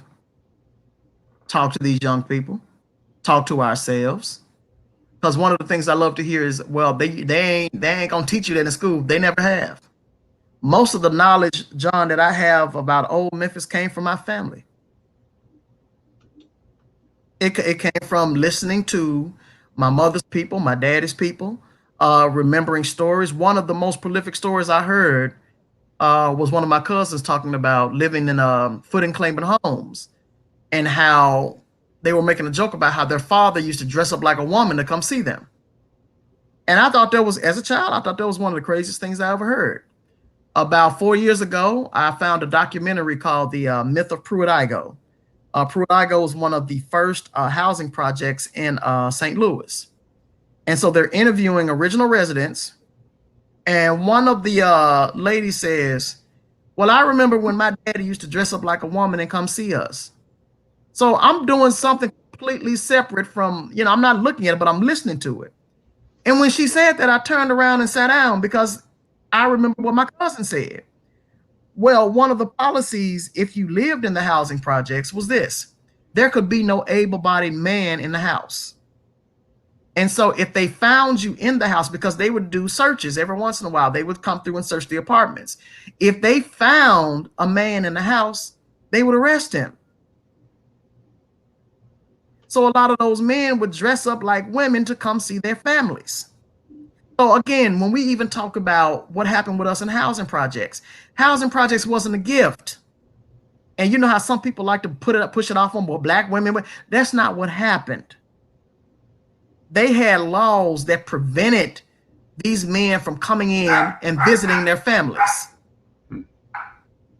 And we don't talk about that, but some of us are so ready to put the blame on Black women so quickly that we don't look into that. And I wouldn't have thought anything of that had I not remembered what my cousin told me as a child. Those men were so desperate to see their children that they dressed up like women to come see their children, because they had put it in law where no able-bodied man could be in that apartment at any time, not even to visit. But they weren't told that when they were moved in. They were told, okay, well, you know, we're taking, because a lot of those Black families lost property. My family, my grandfather's house was taken, you know, under urban renewal.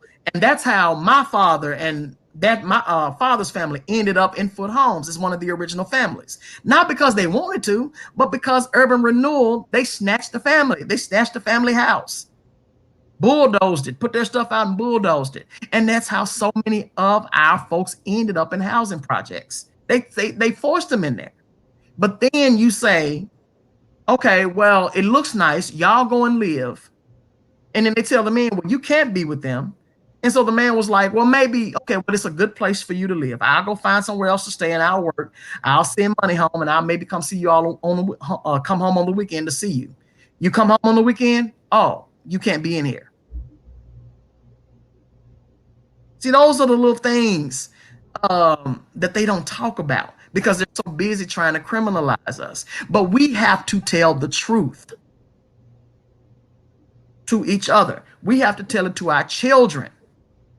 And our children, a lot of times, they want to know, but we cannot fill their heads up with more of these talking points and these cute little Martin Luther King sat, Martin Luther King came and freed everybody, and Rosa Parks sat on the bus. Tell them how Rosa Parks, her and her father believed in carrying their guns, how Rosa Parks was groomed to do that. She didn't randomly go sit on a bus. They trained her for over 6 months, and her whole family were Black people that believed in carrying their guns for defense against white people. Tell that story. Stop telling the talking point story.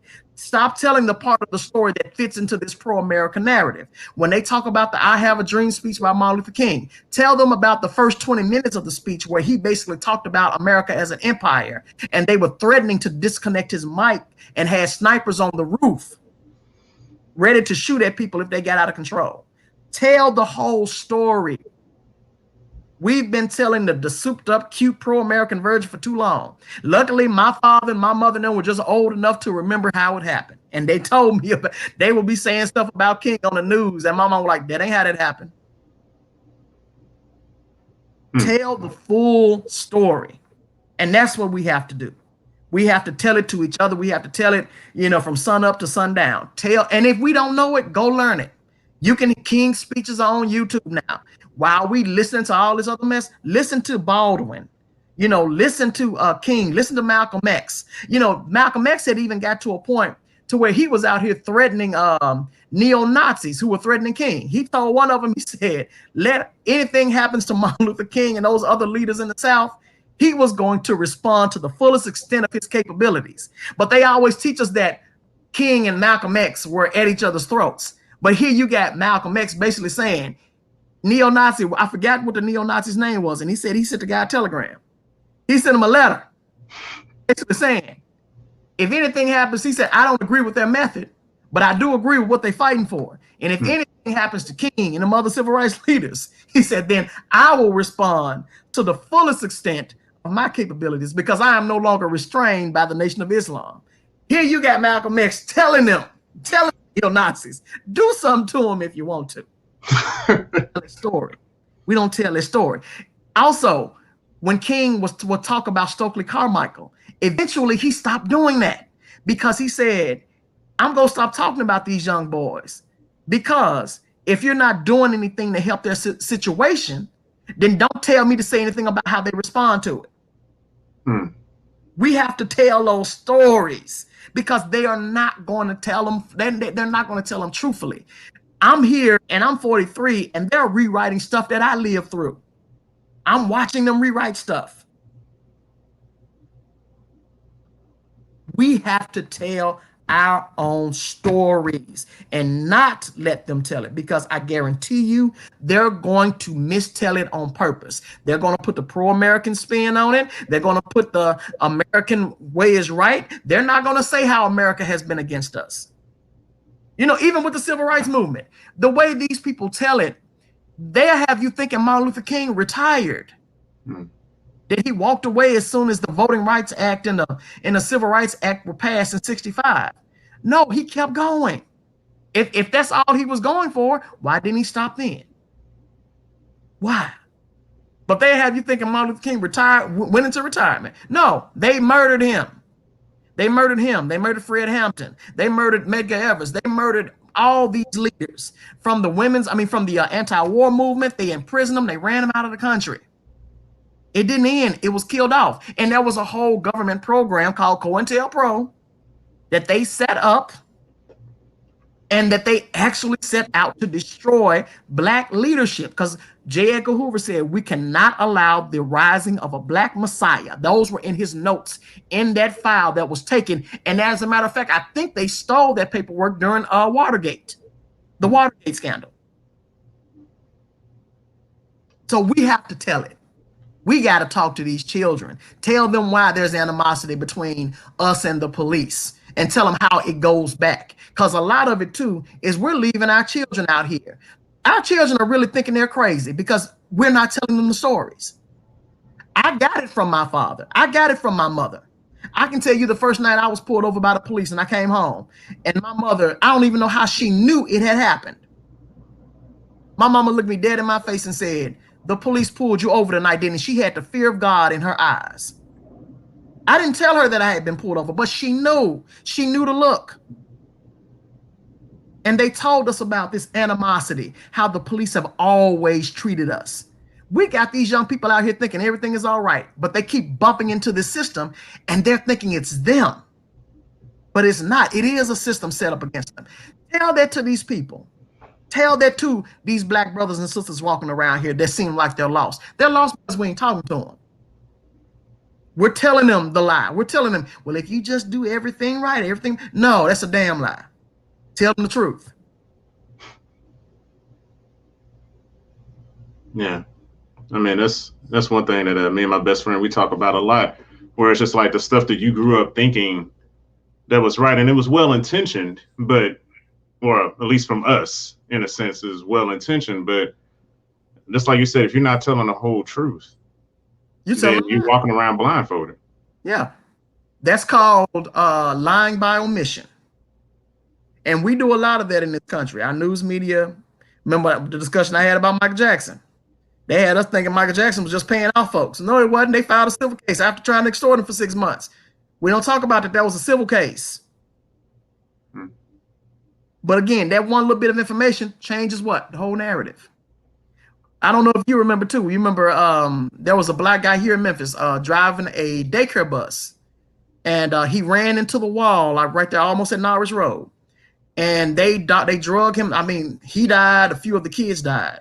They drugged that man through the mud. Oh, God, he was a convicted felon.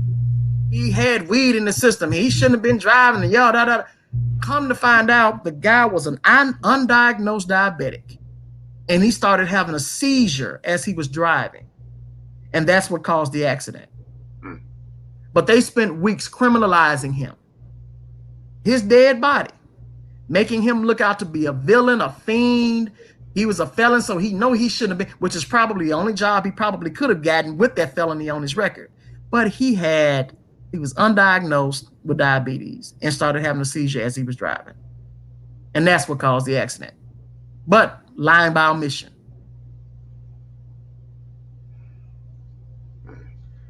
Everybody who's been tuning in, be sure to like this video, all of this information. I mean, it's just like you said, it's enough to where it's just like, man, okay, I got to sit with it and just let it resonate. And man, because there's so much going on that we don't even know about, that we're not really paying attention to. We have to start telling each other the truth, no matter how much it hurts. We have to start telling it, but also do it with love. I know a lot of people. I was talking to somebody earlier, and it's just, I don't want to deal with this person no more and all this other stuff. It's like, but with us, we have to, if you can, just try to deal with one another with love, but tell the truth. You know, because we all we got. You know, and as much as these, you know, we have people out here that are helping us that's outside of the community here, and that they can only do so much, or they're only doing so much. So we have to really look out for one another and just start telling the truth and support one another. Like I was talking about the black businesses that we do mention on this channel, or on Your Black World channel, or on Boyce Watkins channel, on Fly Nubian Queen channel. We have to start supporting one another, because if we want anything to change, we have to start circulating that dollar within our own community. And it starts with us. It starts at home. So even just little baby steps, like doing stuff. Yeah. So I mean, you start out like that. Yeah. Yeah. So stop looking at each other through the lens of white supremacy. Yeah. Stop looking at each other as criminals. And we have to deprogram. It's going to be a lot. Like, we got some neighbors that we are doing this. Like, it's amazing. And I'm sitting back like, so y'all black parents actually let y'all leave the house? Like, I mean, God, this, they actually let you all leave the house with this delusion. Mm. You know, and I thank God every day now for the upbringing that I did get. You know, I'm thankful for it now. I remember when I first really realized what white supremacy was. I had to come home. This was 10 years ago. I was working at University of Phoenix. I had to come home, wake my daddy up at 10:30, sit on the bed and talk to him for 2 hours about how white people have no problem with us being uncomfortable, but they lose it when it's time for them to feel uncomfortable. And this comes from a coworker who went to a civil rights conference and got upset listening to Ben Hooks and these black men and black women that lived through these times, having their houses bombed, friends murdered, and he gets up and says that he feels uncomfortable by what they were saying about white people. What did you expect to hear when you went? Like, who do you think did this? It was not aliens. It was white people. And he said that he got up and spoke. And I said, oh, no, you did not get up and speak in this room for when they called me. Look, I said, you better be glad all they did was call you names and not beat your ass. But you're in the midst of listening to what they went through, but you still don't want to be made to feel uncomfortable. They were saying stuff about white people. What I said, well, white people were the ones that did it to them. What did you expect when you walked in? And it hit me right then. They never want to be made to feel uncomfortable, but you can make us feel uncomfortable all our lives, 24 hours a day, even in our own homes. And that struck something in me to where I had to come and have a conversation with my dad. And we talked. And he said, this is what I've been trying to teach you all these years.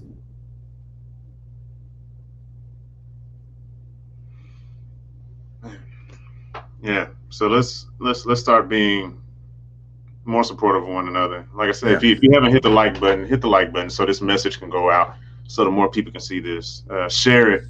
Don't forget to share it if you can. Go to Facebook, share this video, share it to your friends, share it to your family. Just because you don't hear this on the different stations that you typically watch, your Fox News, your CNNs, your MSNBCs, and ABCs, and it goes on and on and on. So I thank you, Frank W. Johnson, for coming on to our show. It really means a lot that you came back. And even thank you for everyone who was watching, who said, bring this brother back. Spitting fire. And I'm pretty sure you saw some of the comments that they were leaving too. It was very glowing. And I really appreciate everybody that tuned in to listen and watch. Frank, tell them where they can find you, because I know some people are asking, where can I find this guy? And you can find me. Hit me up on email, fwjohnson02@gmail.com. Hit me at Facebook, Frank W. Johnson. I might not have any room to add any more Facebook friends, but that's pretty much where I am. I might even set up a platform or something, before the year is out. But most of my work is, I do environmental. I'm a victim of environmental contamination and lead poisoning, me and my family.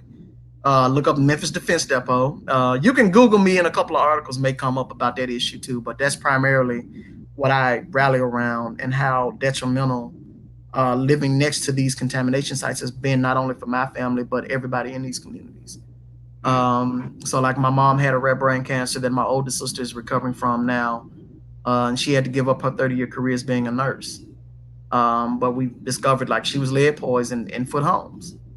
And then we moved over here. My father moved the family here, and we're next to one of the first Superfund sites in the country, which is a governmental contamination site that they can't do anything with other than just let it be. And hopefully it'll clean itself up over years. And I'm working with how that has impacted so many Black people, and has led to the things that we see, like the behavior disorders in children and grown people.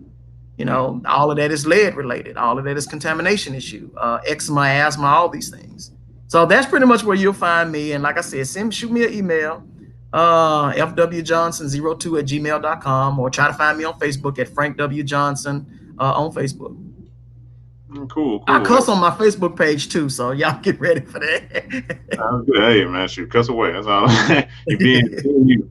Man, thanks again, Frank, man. I appreciate you coming back to the show. For everybody who wants to follow Fly Nubian King, go to the channel, hit the like and subscribe button. If you want to follow my show, The JT Effect, you can find it there, and you can also find it on YouTube. If you just type in The JT Effect, it'll pop up. The same thing with Instagram. Actually, I think I have something. Boom, there it is. If you want to follow The JT Effect, you can follow it on all those different platforms. There's some quotes that I have up on Instagram and Facebook that Frank has said. So, I mean, feel free to share that, share his voice in so many ways. Because, you know, like I said, we need to support one another. And thank you guys again. Frank, I hope you're able to come back soon. All right. Yes, sir. Yes, sir. Hey, man, love to have you back on the show. You're always welcome. The door is open. And everybody, like I said, love you guys. Like Frank said, go tell the truth. Learn on your own, because they're not going to teach you in school. They're not going to teach you. Go and learn and tell the truth. And that's how we can start becoming better. So thank you guys. We'll see you the next time. And thanks for coming to the JT Effect Show.